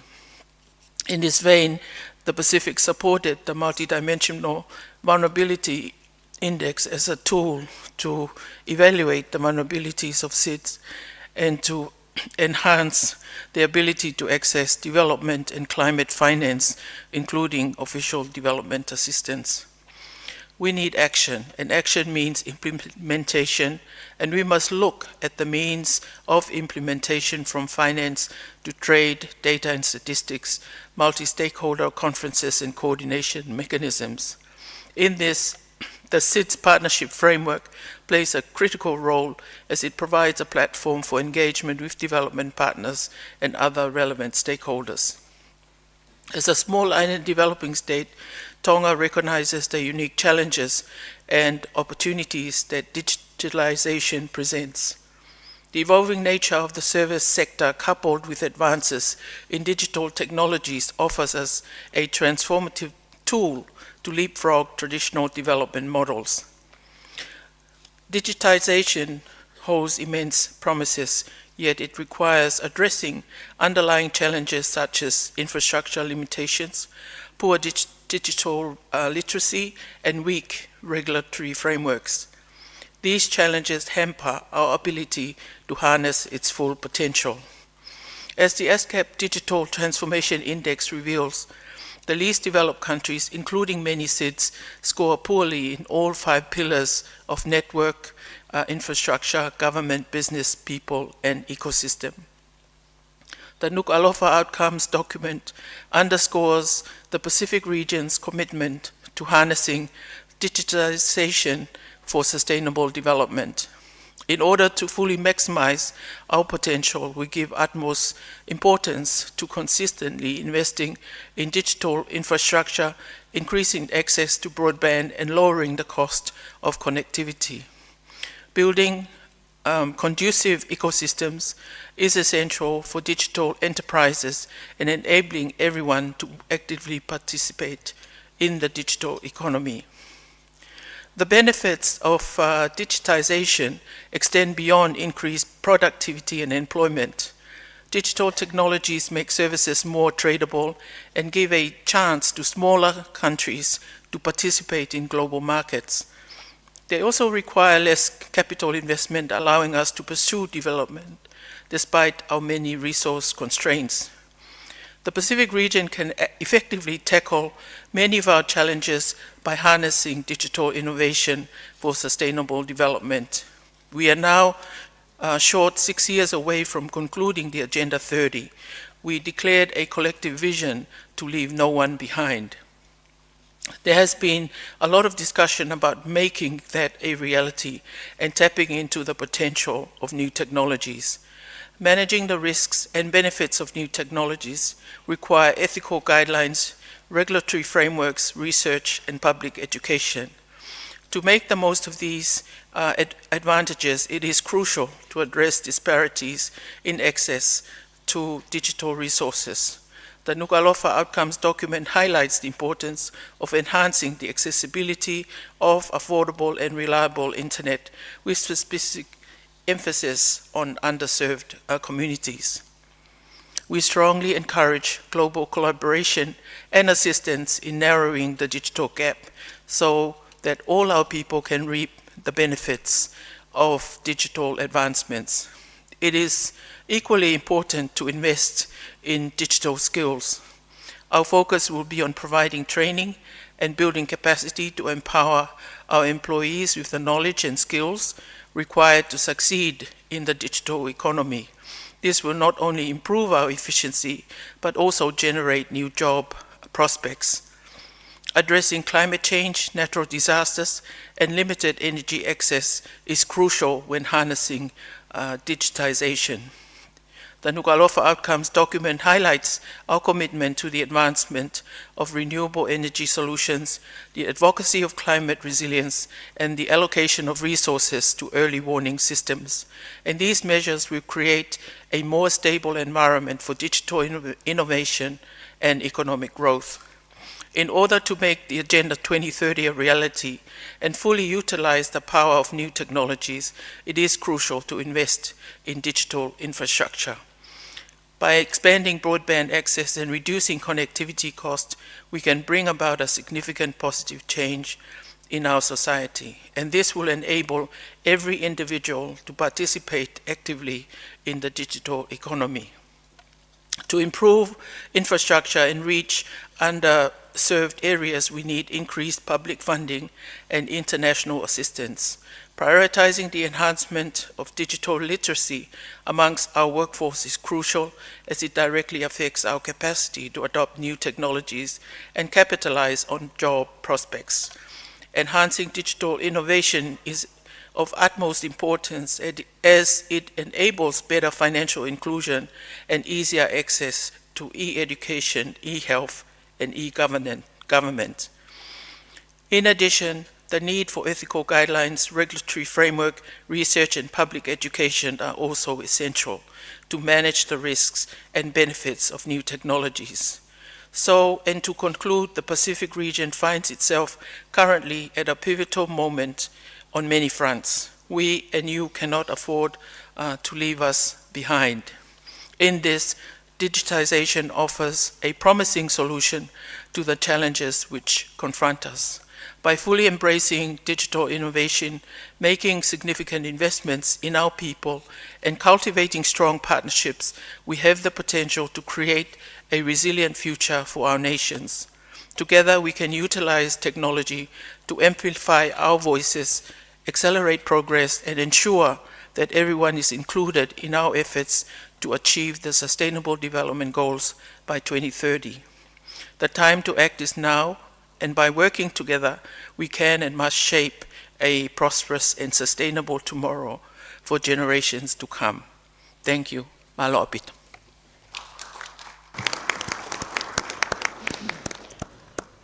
Thank you, Your Excellency, for your statement.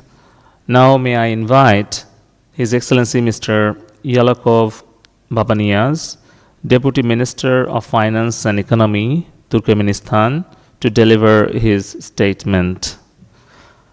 Your Excellency, the floor is yours.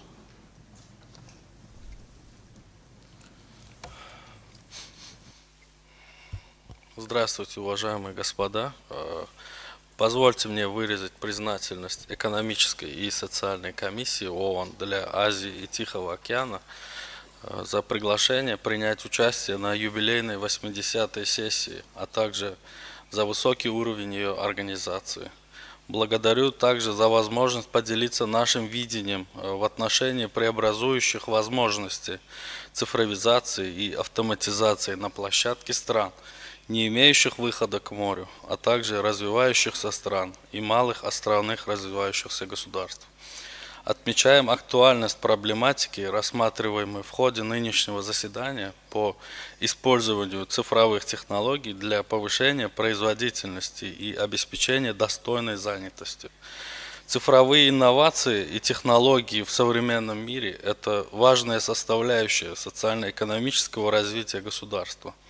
Пандемия COVID-19 актуализировала необходимость расширения мобильных и внедрения различных моделей цифровизации, поскольку доказала значимость технологий для развития, их важнейшую роль в продвижении вопросов устойчивого и стабильного развития.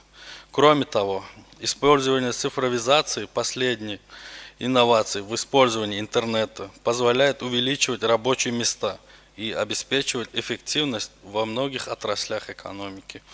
Внедрение цифровых технологий открывает новые возможности для экономического развития, реализации политики и управления государственными услугами, и при этом обладает потенциалом для улучшения управления природными ресурсами и способствует к переходу к циркулярной экономике, восполняя информационные пробелы, повышая эффективность и делая возможными новые формы экономической деятельности, включая изменения в структуре производства и потребления.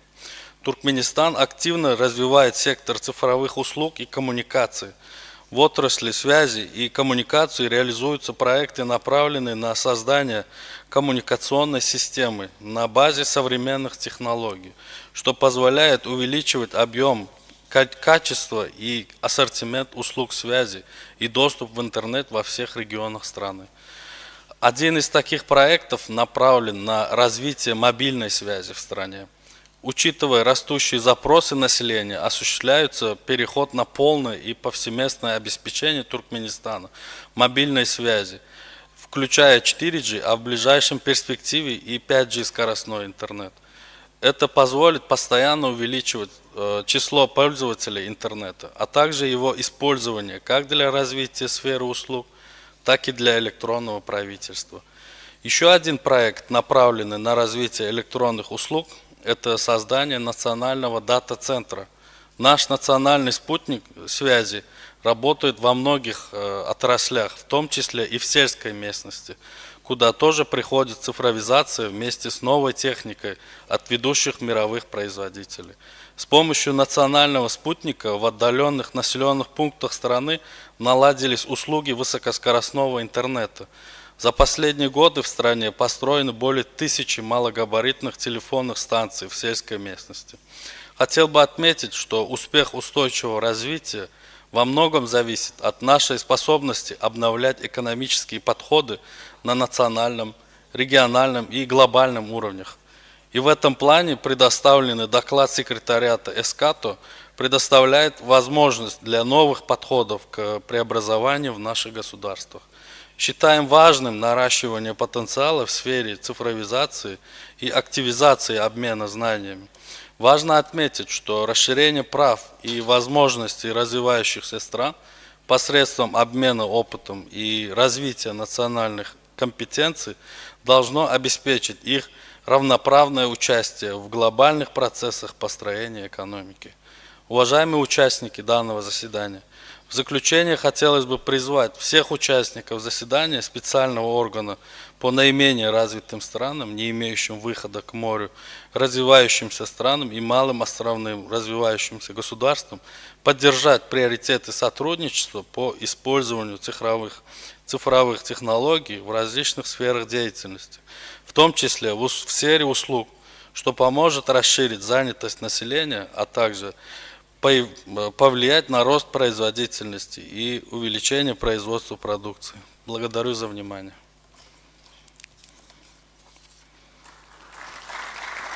Thank you. Thank you, Your Excellency.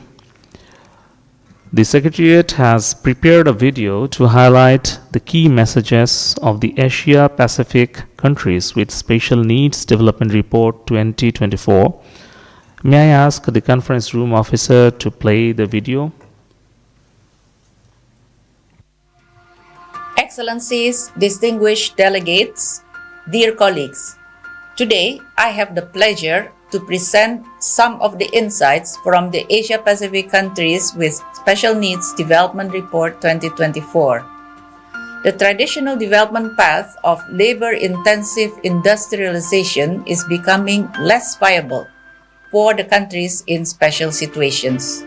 Automation has threatened to displace routine tasks and reduce the comparative advantage of labor-abundant developing countries. We have already seen a significant shift of labor from agriculture to low productivity services in many countries in special situations. Unfortunately, this is not necessarily translating into relatively higher levels of productivity, as the move is taking place largely to low productivity informal services. However, the services sector is experiencing a remarkable evolution, bolstered by digitalization. With the diffusion of digital technologies, services are increasingly exhibiting attributes traditionally associated with manufacturing. Advances in technology are making services more tradable. Smaller economies, such as SIDS, can now leverage digital platforms, particularly in information technologies, finance, and tourism, to reach global markets. These platforms offer significant economies of scale and growth potential, as digital businesses often require less upfront capital and infrastructure compared to manufacturing. They are ideal for resource-constrained countries. The services sector also boasts a wide range of job opportunities, from high-skilled positions in the information technology sector and finance sector to accessible roles in digital marketing and customer services. The services sector's adaptability and responsiveness to digitalization trends make it a dynamic engine of economic growth while ensuring its resilience in the face of evolving market dynamics. To seize the opportunities of digitalization for countries in special situations, we must address the critical challenges. Limited digital infrastructure, particularly in the least developed countries and SIDS, hinders internet access, stability, and affordability.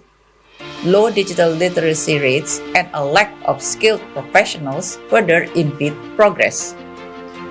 We also need to realize that the rapid pace of digital transformation risks widening the digital divide, both within and between countries. The way forward, therefore, lies in a multi-pronged and balanced approach. First, we must prioritize investment in digital infrastructure. Broadband networks, mobile connectivity, and innovative solutions such as satellite system and solar mini-grids can bridge the digital gap, especially in remote areas. Then, fostering a digitally literate workforce through educational program and training initiatives are paramount. Additionally, robust regulatory framework are essential. We need strong data protection laws, effective cybersecurity measures, and policies that promote fair competition and prevent exploitation in informal sectors. Finally, collaboration is also key. Strategic partnership between government, businesses, and civil society organizations can accelerate digital transformation.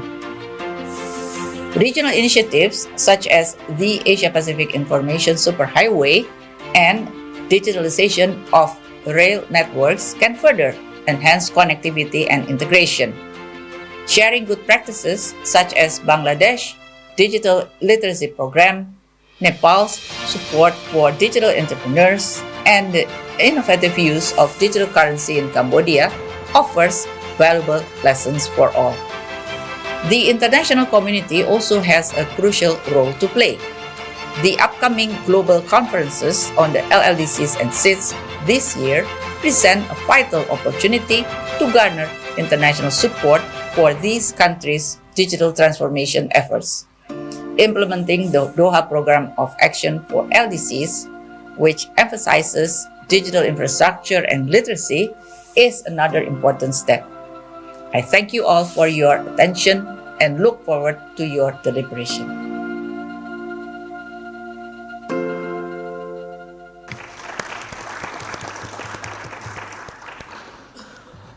Thank you, Secretariat. Excellencies, distinguished delegates, I now open the floor for country interventions. I would like to urge all speakers to limit their interventions to 3 minutes. The first speaker is Her Excellency Ms. Kerekere Tabua, Assistant Minister for Foreign Affairs, Fiji, to be followed by Bangladesh. You have the floor. Thank you, Chair. Deputy Executive Secretary and Madam Under-Secretary General, Excellency Ms. Fatima, it was an honor to meet you in Fiji last week, Madam. Chair, I understand how difficult it is to address a group of people whose bandwidth may have shrunk during the course of a very busy day, especially when we're towards the end of a long day. But I thank all the representatives of member countries for your attention in advance. Mr. Chair, thank you for this opportunity to contribute to this important session, and in particular, to share some of the experiences that we as a small island developing economy in the Pacific face in our efforts on the digitalization transformation. In Fiji, we believe that providing a policy and governance framework to guide Fiji's digitalization journey is pivotally important. The creation of enabling policies and regulations undergird our ambition to reform our policies and legislations. As I had earlier mentioned, and drawing references from our partners at the regional and sub-regional levels, Chair, my government is taking the lead role in the reforms and are now working towards a national digital strategy and an e-commerce strategy.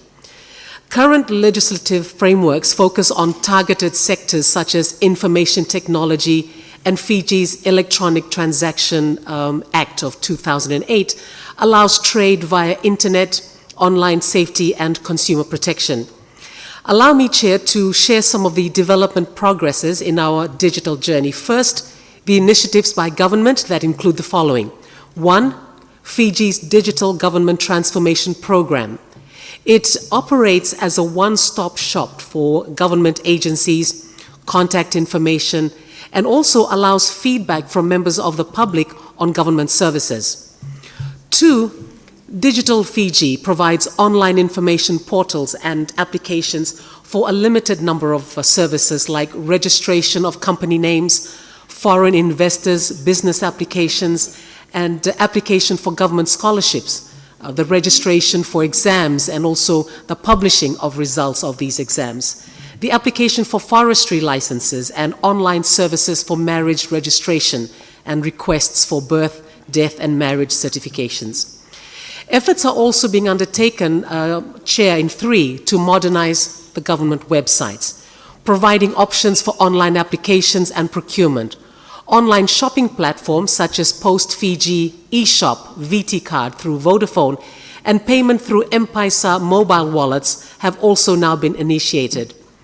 Second are the e-commerce initiatives by government in partnership with our private sectors and regional counterparts that involve a range of development. And these include Sole FinTech app that encourages a proper budgeting, spending, and fund automatically distributed to predetermined expenses, including savings. The e-transport card top-up via M-Pesa. E-transport is the nationwide mandatory electronic payment services for buses that was launched in 2017. There's also the Pack Farmer app. In 2018, a mobile app for Fijian farmers was launched, allowing our farmers to access information on government support schemes, commodity prices, and weather, to connect with potential buyers, to make digital payments, provide credit opportunities for and access to credit and other financial services such as cash flow and budget assessment. Also, there is the new remittance platform. Now, in 2018, Vodafone Fiji launched a new remittance platform partnership with RIA Money Transfer.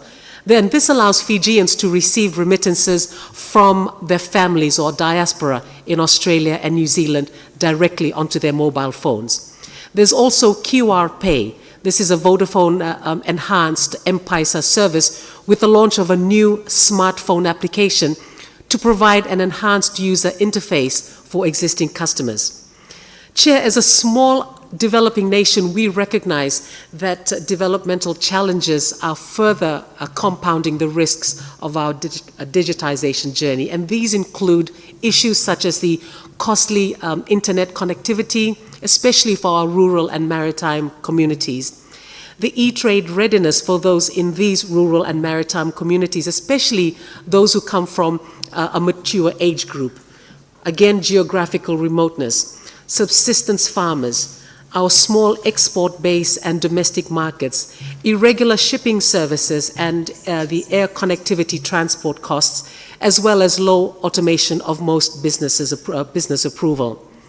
We also have associated risks such as cybercrime, and these are also being considered in Fiji's digital strategy. The e-commerce challenges include the urban-rural digital divide, and I mentioned that very often this morning in the 5 bilaterals that I attended. Customs clearance, our poor road conditions, the low trade volumes, again, the digital transformation in rural areas, very slow to catch up to that in urban areas, and so forth. And also the lack of maintenance has resulted in the high transport costs and constant delays. Chair, in conclusion, Fiji would like to emphasize the point that regional cooperation is important to support our digitalization efforts, particularly for small developing states like my own, like Fiji, and I think I speak for the rest of the Pacific SIDS here today. My delegation has, as I said, held discussions this morning with development partners for the purpose of learning from them on their digitalization efforts. We learned some very good examples, very good lessons, and I am so happy for the generosity of time from our bilaterals this morning. So we're keen to take these further bilaterally or sub-regionally for our learnings at home, which will complement our efforts through capacity building, connecting with relevant institutions, instituting South-South cooperation or triangular cooperation where required. And ladies and gentlemen, I thank you for your support in advance in our endeavor. Chair.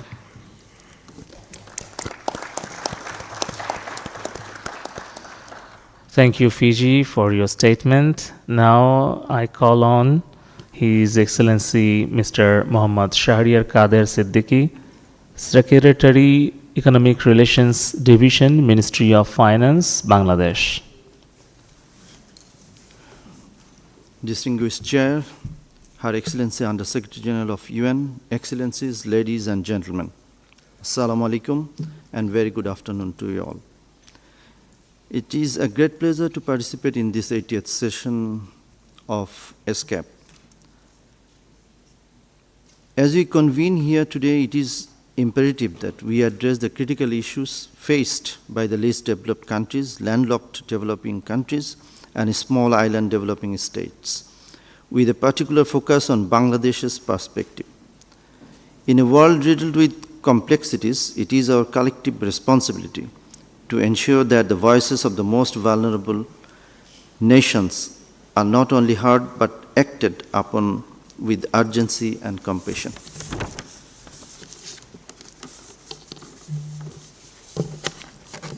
Despite several obstacles and limitations, LDCs in the Asia-Pacific region have made significant strides towards leaving the LDC category. In this region, 10 out of 11 LDCs have achieved graduation requirements due to clear developmental success, and Bangladesh is expecting to graduate in 2026 together with Nepal and Laos PDR.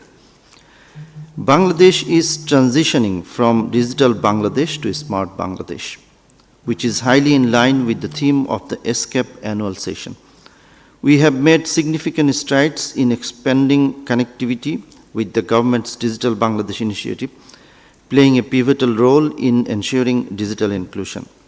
The newly announced dream in 2022, Smart Bangladesh, set next major step towards realizing our father of the nation, Bangabandhu Sheikh Mujibur Rahman's dream of Sonar Bangla, a golden Bangladesh, by achieving the status of developed country by 2041. In the era of 4IR, technology and innovation play vital roles in economic development through initiatives such as the National Broadband Policy and the Digital Bangladesh Vision 2021. Significant progress has been made in bridging the digital divide. Today, millions of Bangladeshis have access to high-speed internet, empowering them with knowledge, information, and avenues for socio-economic advancement. The digital center model has facilitated the delivery of over 89.31 crore services to citizens, showcasing its significant impact. At present, more than 16,500 entrepreneurs have achieved self-reliance by offering services to the public through digital centers, with over 5,200 of them being women entrepreneurs.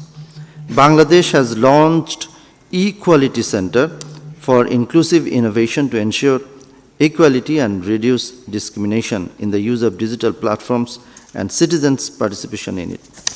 The vision of this center is establishing a global center for promoting and calling for commitment for various governments for zero digital divide. National Portal of Bangladesh is the largest portal of the world, which connects more than 52,200 government offices.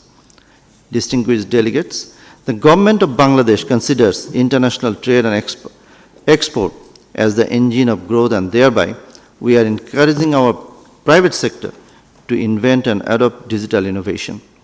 Bangladesh signed the Framework Agreement on Facilitation of Cross-Border Paperless Trade in Asia and the Pacific by ESCAP as one of the first 3 countries on 29 August 2017, and subsequently ratified the agreement after completion of the internal process in 2020.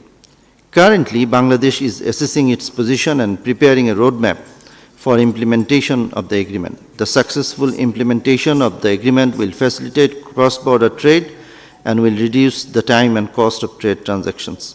We have also established a central digital commerce cell to facilitate digital trade in the fair manner.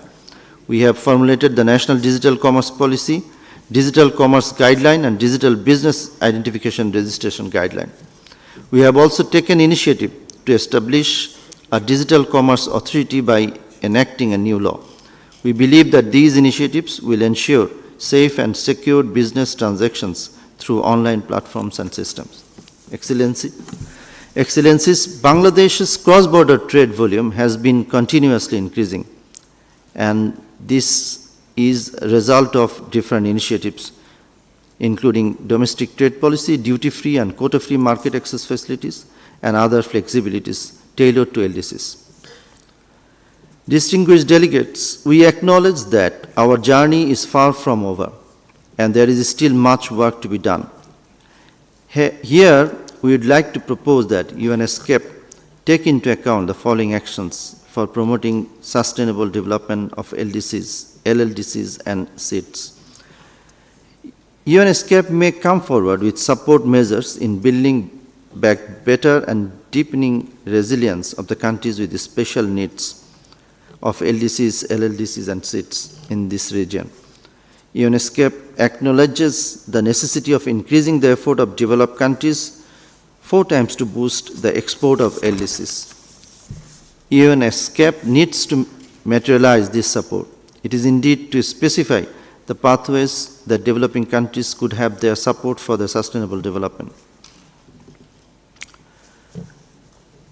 Integration among economies in the Asia-Pacific region in this area, including digital connectivity, environmental cooperation, health and food security, trade linkages, investment, and value chain participation would boost the region's resilience to future shocks. ESCAP may provide the necessary support to these countries to move up in the resilient regional value chain, as well as consolidate mutual cooperation in the areas of health, food security, and environmental protection. Lastly, mainstreaming climate change adaptation and mitigation efforts into global development strategies is imperative to safeguard the livelihoods and well-being of the vulnerable countries. In conclusion, I would like to request all member states and stakeholders present here to reaffirm their commitment to the development and well-being of LDCs, LLDCs, and SCIDs.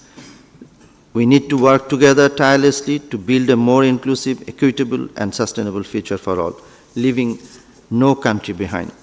I wish the event a success. Thank you. Thank you very much for kind attention. Thank you, Bangladesh, for your statement. Now I call on His Excellency Mr. Ardasher Qadri, Ambassador Extraordinary and Plenipotentiary and Permanent Representative of Tajikistan to ESCAP, Tajikistan, to deliver his statement, to be followed by Azerbaijan. Excellencies, distinguished delegates, this year is an important milestone for the group of landlocked developing countries as we move toward the comprehensive review of the implementation of the Vienna Programme of Action for the decade 2014-2024 in Kigali in June 2024. In our view, the implementation of the transit potential of landlocked countries, including the implementation of regional transport and transit corridors that correspond to the priorities of the VPOA, will help accelerate the achievement of sustainable development goals. It is well recognized that lack of access to sea and isolation from world markets complicate the integration of our countries into the system of multilateral trade and has a negative impact on other aspects of sustainable development. Therefore, we focus on our commitment to the decisions and recommendations of the VPOA to enhance its connectivity with a special focus on the improvement and development of transport and energy infrastructures, promoting and expanding sub-regional and regional trade. Tajikistan considers the energy sector, along with transport, as one of its top priorities. Hydropower stations, which generate 98% of the electricity in Tajikistan, are the country's main source of green, clean energy.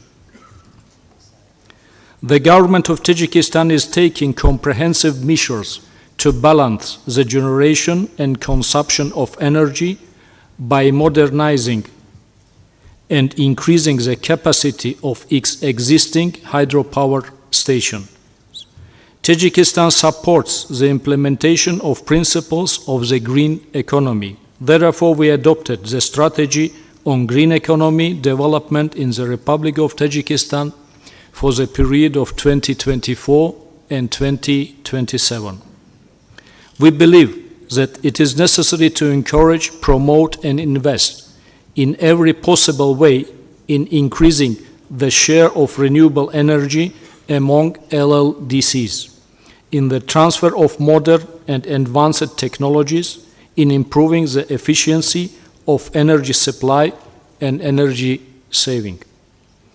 Another area where Tajikistan has a stake is water.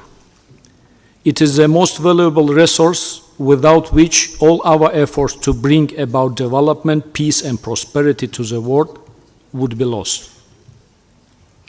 As you know, Tajikistan is the initiator of a number of water-related resolutions at the UNGA, including the resolution proclaiming the period of 2018-2028 as an international decade for action, water for sustainable development.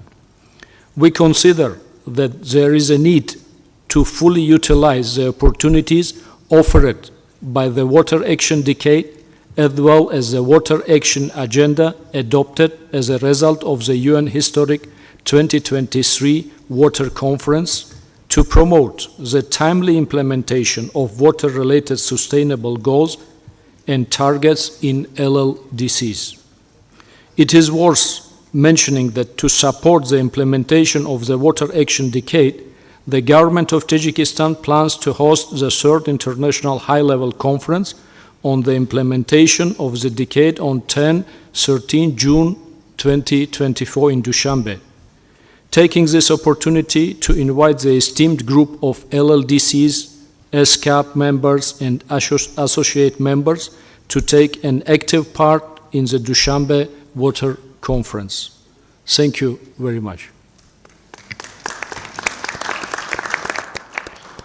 Thank you, Tajikistan, for your statement. Now I call on His Excellency Mr. Rashad Khaligov, Deputy Chairman of Board, Innovation and Digital Development Agency, Ministry of Digital Development and Transport, Azerbaijan. Floor is yours, followed by Nepal.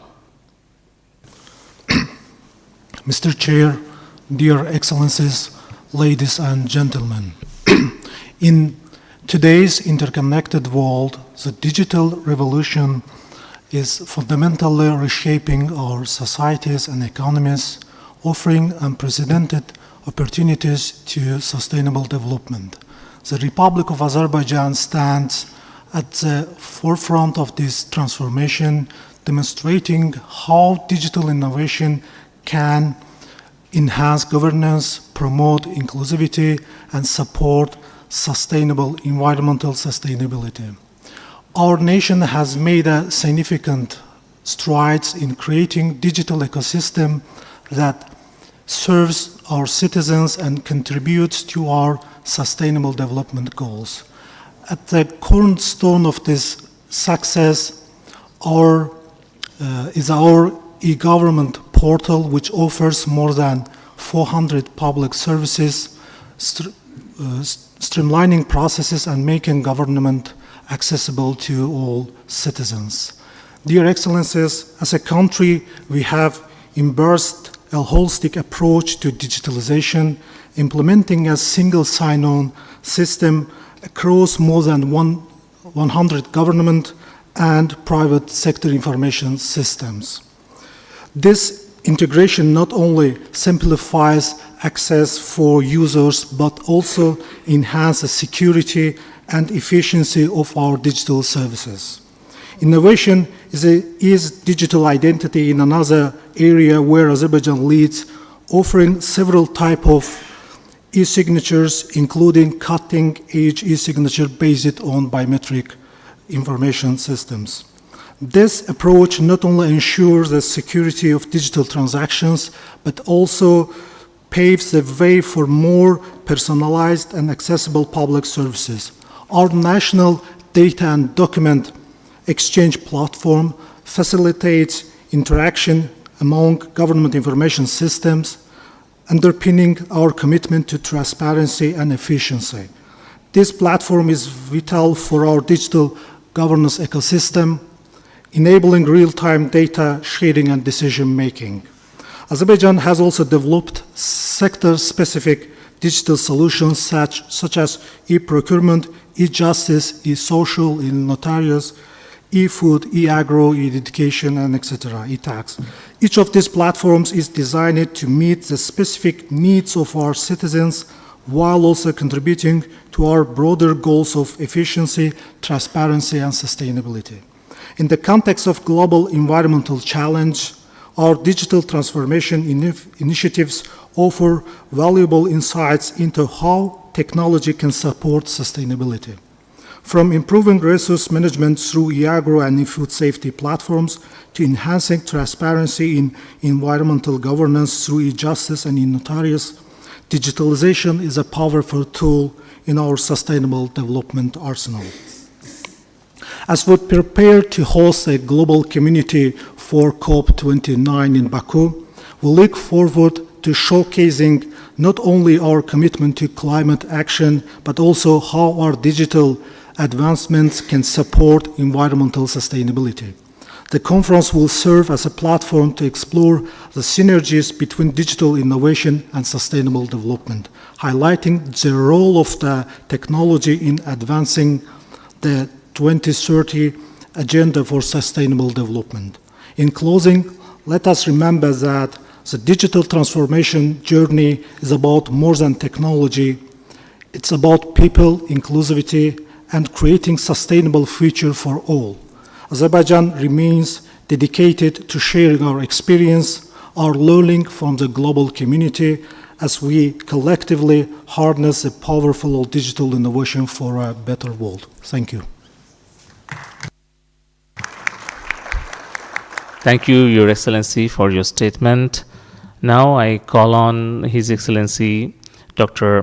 Ramesh Chandra Paudal, Honorable Member, National Planning Commission, Nepal, to be followed by China. Your Excellency, floor is yours.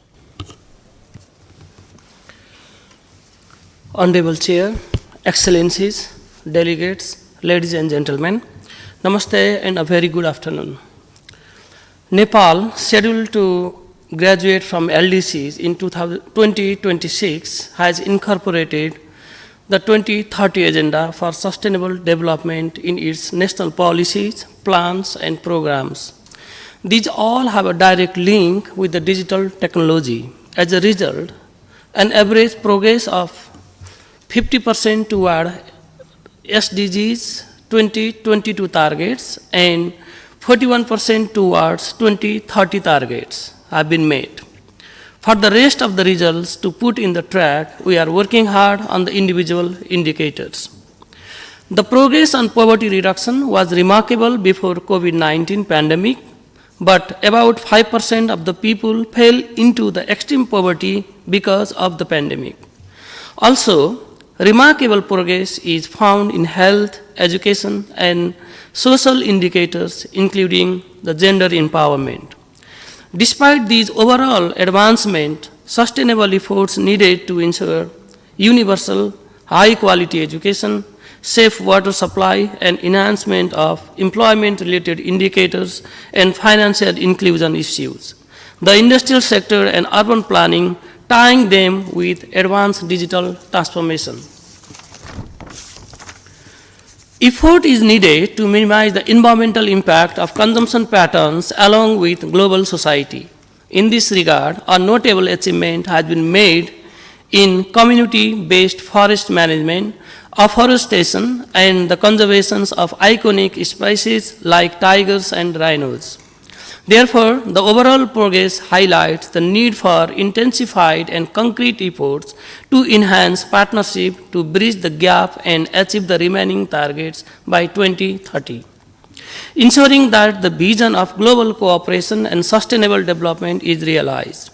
The VNR 2024 of Nepal, on which we are working rigorously now to coherent with the 16th plan of the country. The focus is on accelerating the achievement of these all-encompassing goals of development. Our prioritized themes include decent job and social protection, food, health, and education systems transformation, sustainable and resilient urbanization, climate action, digital transformation, and data management. The LDC graduation will have a lot of implication to the country's trade, aid, and investment environment, ensuring financing of the SDGs, capacity building, strengthening institutions, and fostering collaboration to create a conducive environment for research and innovations will be essentials in the coming years. As of now, Nepal, being a LLDC, faces a problem of scale of economies to lose the trade competitiveness, resulting in a massive brain drain. Nepal needs a huge investment to promote indigenous goods and technology that would have better comparative advantage, and it can strengthen the trade competitiveness. Putting e-governance and digital transformations in the respective layers of federal structure of governments. Probably these issues are most common in all least developed, landlocked developing, and small island developing states. I thank you all for this opportunity and kind attention. Thank you. Thank you very much, Dr. Ramesh, for your statement. Now I would request Mr. Ko Yusheng, Permanent Representative of China to ESCAP China, to deliver your statement, to be followed by Uzbekistan. The floor is yours. 谢谢主席先生。主席先生，当前世界经济脆弱复苏，气候变化、能源与粮食安全等挑战交织叠加。最不发达国家、内陆发展中国家和小岛屿发展中国家等特殊处境国家面临的发展环境更加严峻复杂。落实2030年可持续发展议程步履维艰。亚太各国应当坚持团结合作精神，帮助特殊处境国家应对挑战，并促进可持续发展。我们应坚持真正的多边主义，维护以联合国为核心的国际体系，倡导平等有序的世界多极化和普惠包容的经济全球化。我们应坚决反对逆全球化、泛安全化，反对各种形式的单边主义、保护主义，为特殊处境国家发展创造良好的环境。应坚持发展优先，发达国家应切实兑现官方发展援助和国际发展合作等承诺。多边金融机构、私营部门、社会组织等应共同行动，积极推进南南合作。应加强发展战略协同，充分发挥特殊处境国家在资源、市场、劳动力等方面的比较优势，进一步开辟发展空间。主席先生，一带一路倡议提出10多年来，为特殊处境国家带去了广阔的发展机遇和空间。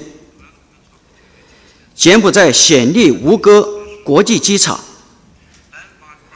莫桑比克马普托大桥等标志性工程，为最不发达国家创造数十万个就业岗位，有力提升其发展动能。中欧班列、中老铁路、中吉乌公路等项目，为内陆发展中国家开辟了对外开放的新通道，打造国际合作的新平台。丝路海运累计开行1.4万余艘次，多国多港的互联互通架构基本形成，也助力小岛屿发展中国家联点成片，更好地融入世界经济。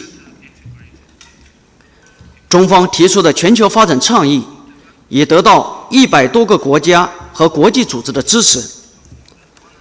中国设立了总金额为40亿美元的全球发展和南南合作基金，一大批惠民生的小而美项目已经落地，覆盖数十个特殊处境国家。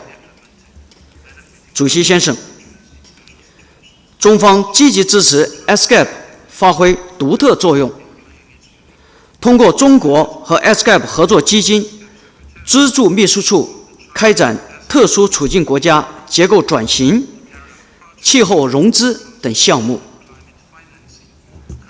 中国将继续积极支持推动共建“一带一路”高质量发展，加快推进全球发展倡议落实，积极推进多哈行动纲领等文件，支持即将举行的第4次小岛屿发展中国家问题国际会议、第3次内陆发展中国家问题会议等取得积极成果，帮助特殊处境国家应对挑战，增强自身发展能力，携手促进区域可持续和包容发展。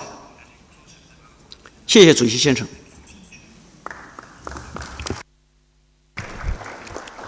Thank you, China, for your statement. Now I would request to deliver the country statement Mr. Ayukon Sultano, Head of E-Government Development Department, Uzbekistan, to be followed by Lao PDR. Your Excellency, the floor is yours. Thank you very much, Chair. Good afternoon, esteemed delegates, distinguished guests, ladies and gentlemen. Uzbekistan, nestled in the heart of Central Asia, faces the unique challenges of being not just landlocked, but double landlocked, which means we have to cross two countries to get to any ocean. There are only two countries in the world which face the same issue, which are Uzbekistan and Liechtenstein. We, rather than seeing this as a limitation, have embraced the digital age as a catalyst for transformation and prosperity. In recent years, Uzbekistan has made significant strides in advancing digital infrastructure and capabilities. With growing young population eager to embrace technology, Uzbekistan has prioritized investments in telecommunication literacy programs. One notable example is the government's ambitious Digital Uzbekistan 2030 strategy, which aims to accelerate country's various sectors, including education, healthcare, finance, and governance. A comprehensive roadmap, Uzbekistan is seeking to harness the power of digital technologies, improving public services and enhancing the quality of life for its citizens. Furthermore, Uzbekistan has set ambitious goals for its development for the upcoming years. For instance, reaching top 30 in the UN e-government ranking, which we are doing as e-services portal, providing over 600 services for our citizens. Second, increasing IT export levels to $5 billion USD.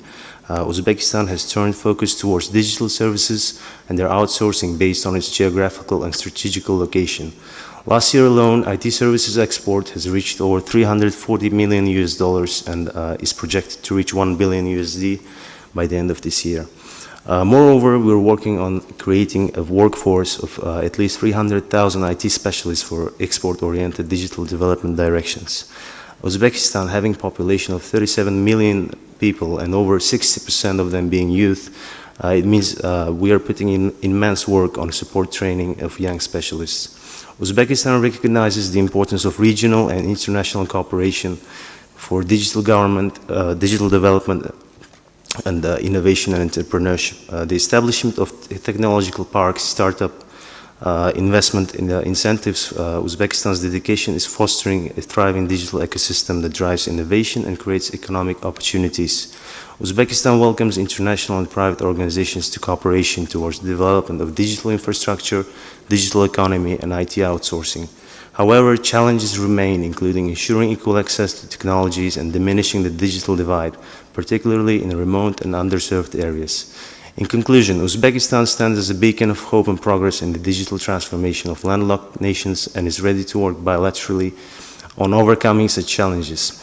By leveraging innovation and embracing regional cooperation, Uzbekistan demonstrates that geographical location should not be a barrier to development in the digital age. Let me seize the opportunity to reform our commitment to supporting the digital cooperation between the countries and multilaterally. So, thank you. Thank you. Thank you, Uzbekistan, for your statement. Now I call on Mr. Alam Langsui Razwong, Director of the United Nations Economic and Social Affairs Division, Department of International Organization, Ministry of Foreign Affairs, Lao PDR, to be followed by Japan. Your Excellency, the floor is yours. Mr. Chair, distinguished delegates, my delegation would like to express our appreciation to the Secretariat for its detailed report on the Asia-Pacific countries with special needs Development Report 2024, leveraging digitalization for productivity and decent employment, which corresponds with this year's theme of UN ESCAP. Mr. Chair, digitalization plays a vital role in narrowing the digital gap and enhancing connectivity infrastructure in countries with special situations. For instance, the government of the Lao PDR has adopted strategies and vision to help transform itself from a landlocked to a land-linked country. This includes the implementation of Laos China Railways project, which has enhanced connectivity and supported the country's vision to serve as regional hub. Such connectivity initiative is crucial for facilitating trade, investment, people-to-people exchange, and regional integration, as well as creating employment opportunities, ultimately contributing to socio-economic development. Being both an LDC and LDC country, we have attached great importance to the implementation of internationally agreed development goals, particularly those contained in the 2030 Agenda for Sustainable Development, the Doha Program of Action for LDCs, and the Vienna Program of Action for LLDCs, with the aim to maintain countries' development momentum in graduating from the least developed country status by the year 2026. The government of the Lao PDR has adopted the country's smooth transition strategy for LDC graduation. While recognizing some progress has been made, there remains much more to be done, including the need for the country to apply digital innovation to not only ensure smooth, quality, and sustainable graduation, but also to bridge the persistent divides in infrastructural, technological, and human capabilities, and to accelerate shift towards greater reliance on digital solutions. Against this backdrop, the Lao PDR has been working closely with the UN Technology Bank for least developed countries to jointly conduct its technology needs assessment. And this ongoing process is crucial to clearly see the country's technology needs so as to better formulate relevant policies and action that could help lift forth the country's socio-economic development. Towards this end, the Lao PDR has continued to enhance closer cooperation and collaboration with international organizations and countries in the region in order to mobilize adequate financial resources and technical support, door best practices, and promote technology transfer, including through UN ESCAP framework, South-South cooperation, and regional frameworks such as ASEAN, among others. So the country could be in the better position to build its digital government, digital economy, and digital society. I thank you.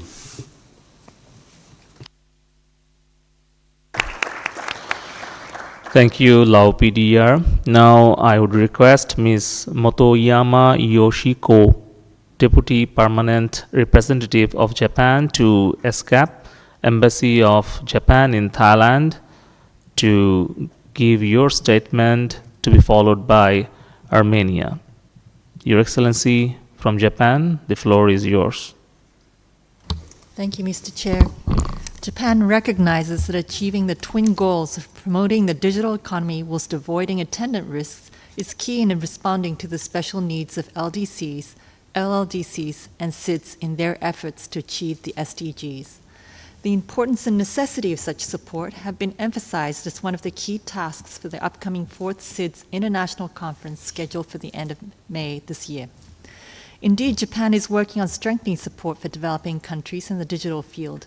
In our development cooperation efforts, we have set promotion of digital transition, or DX, as one of the 3 key focal areas and strive to actively propose solutions to help achieve a society where the benefits of digital transition can be obtained safely, fairly, and stably by the people of those countries.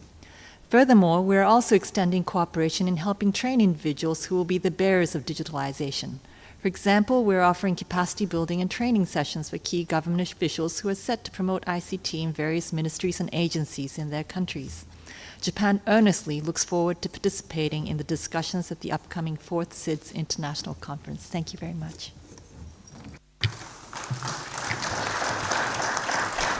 Thank you, Japan, for your statement. Now I call on Mr. Andronik Grigorian, First Secretary of the Department of Multilateral Policy and Development Cooperation, Ministry of Foreign Affairs of the Republic of Armenia, to be followed by Thailand. The floor is yours. Thank you, Chair, for giving me the floor, and I also thank distinguished panelists for their insightful interventions. Armenia attaches great importance to effective multilateral and regional cooperation in advancing the common priorities of landlocked developing countries within the UN system. We highly appreciate the work done by the Office of OHRLS, and let me thank Under Secretary General Rabab Fatima for her presence and for highlighting several solutions in the area of addressing the needs of countries in special situations. Given current global challenges, the activities of Office are even more important. Tailor-made and effective digital transformation can have positive impact across all spectrum of the needs of countries in special situations, such as inclusive connectivity, through the promotion of quality, sustainable and resilient infrastructure, the provision of affordable and equitable use of transport networks, and facilitation of trade. Armenia, jointly with the OHRLS, organized a thematic ministerial meeting on December 14-15, 2023 in Yerevan, and entitled Equitable, Affordable and Inclusive Transport Connectivity as a Driver for Sustainable and Resilient Economies. The meeting provided a platform for the ministers and high-level representatives of LLDCs from all regions, transit countries, development partners, regional organizations, to discuss the current challenges and identify possible solutions to improve transport connectivity and LDC's better integration into the global trade market. One of the main takeaways of Yerevan meeting was exchange of ideas on how to establish favorable conditions for LDCs to develop digital economy and e-commerce by creating an appropriate environment that includes the necessary policies, legal and regulatory frameworks. We also thank ESCAP for the Asia-Pacific Countries with Special Needs Development Report 2024 that acknowledged that one of the consideration role of regional cooperation leverage digitalization in trade and investment. In this regard, we'd like to know more on how the OHRLS and regional commissions can collaborate and come up with joint inputs on how support member states in their efforts of better maximizing the transformative power of digitalization aimed at realization of the trade, transport and transit potential of least developed countries, landlocked developing countries and small island developing states. I thank you.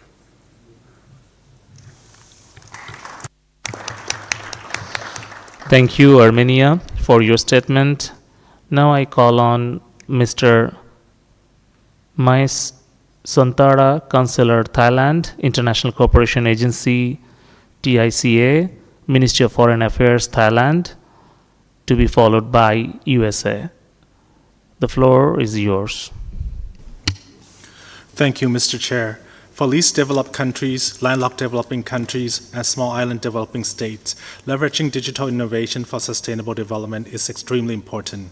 In countries in special situations, especially in Asia and the Pacific, a significant proportion of the workforce is concentrated in labor-intensive and low-productivity sectors, such as agriculture, manufacturing, and the informal economy. Digitalization can be a catalyst to deliver the promise of development. Thailand stands ready to share our experience in utilizing digitalization to achieve sustainable development. Let me be brief and capture that in 4 points.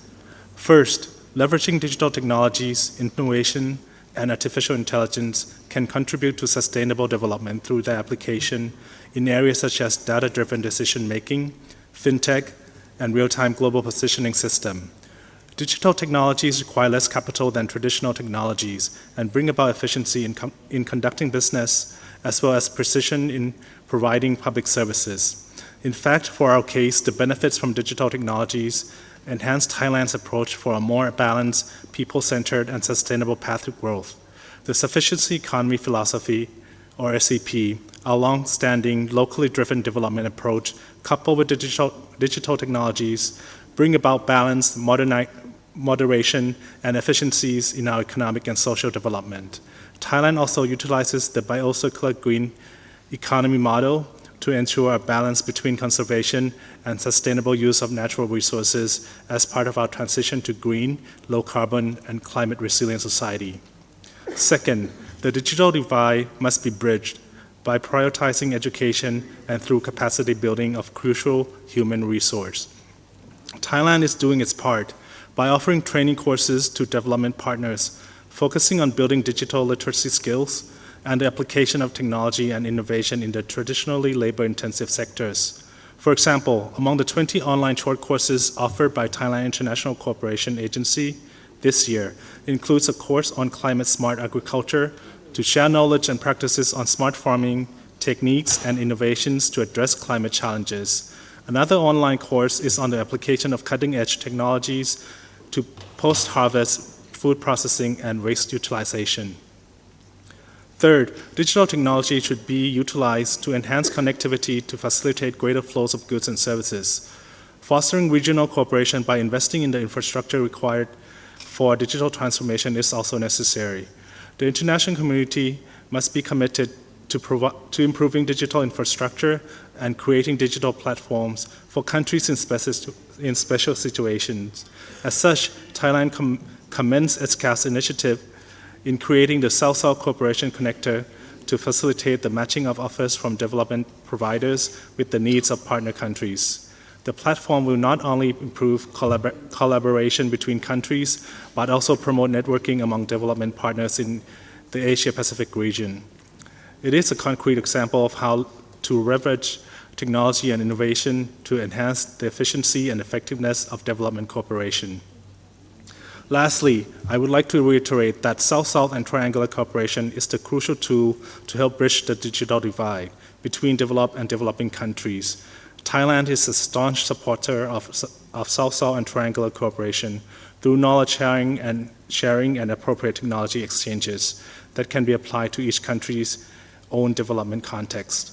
Mr. Chair, Thailand stands ready to work with our development partners to implement the 2030 Agenda for Sustainable Development for the realization of the Sustainable Development Goals without leaving anyone behind. Thank you.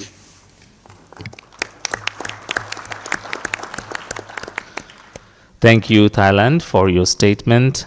Now we have the video message from Ms. Jima Semunigos, Mission Director, USAID, Pacific Islands Regional Mission, USA.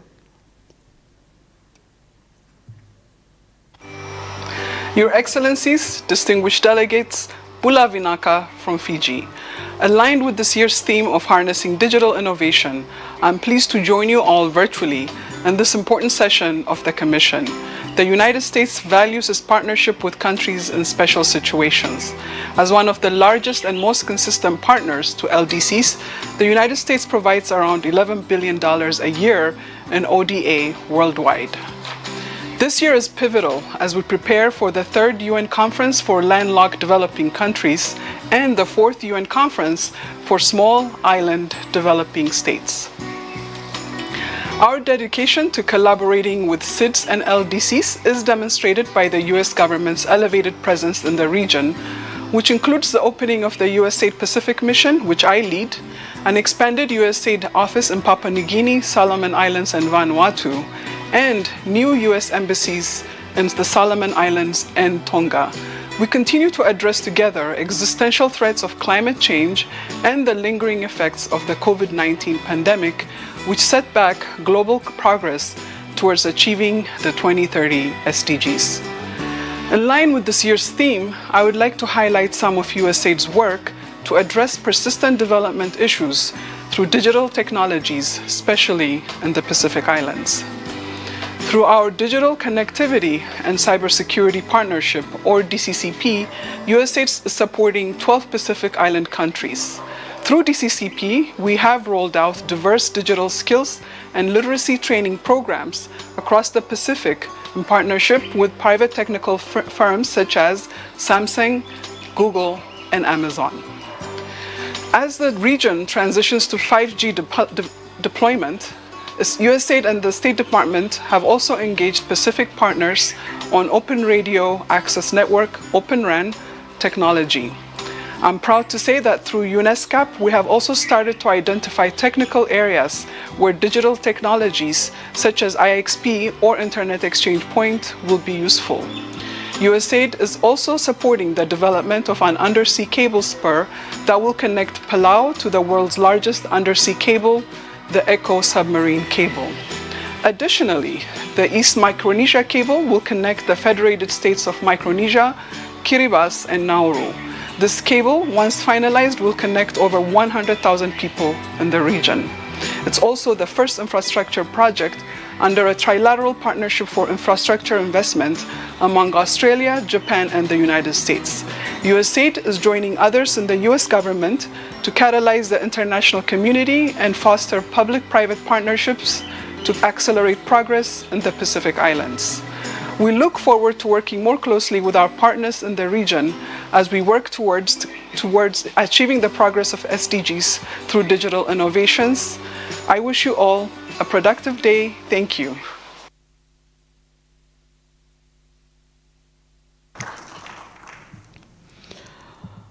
Would any other delegations like to take the floor at this time?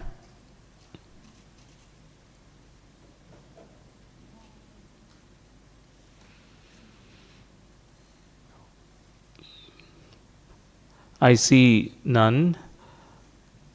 This concludes our discussions under agenda item 3. Just before we adjourn for the day, may I call on the Secretary of Commission to make an announcement, please.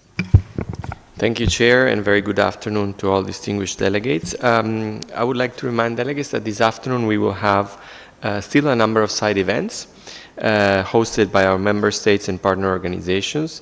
And you can see the list again of the events for the day on the screens. The further information is available on the website, and these side events are open to all participants. So we encourage everybody to attend. Thank you, Chair.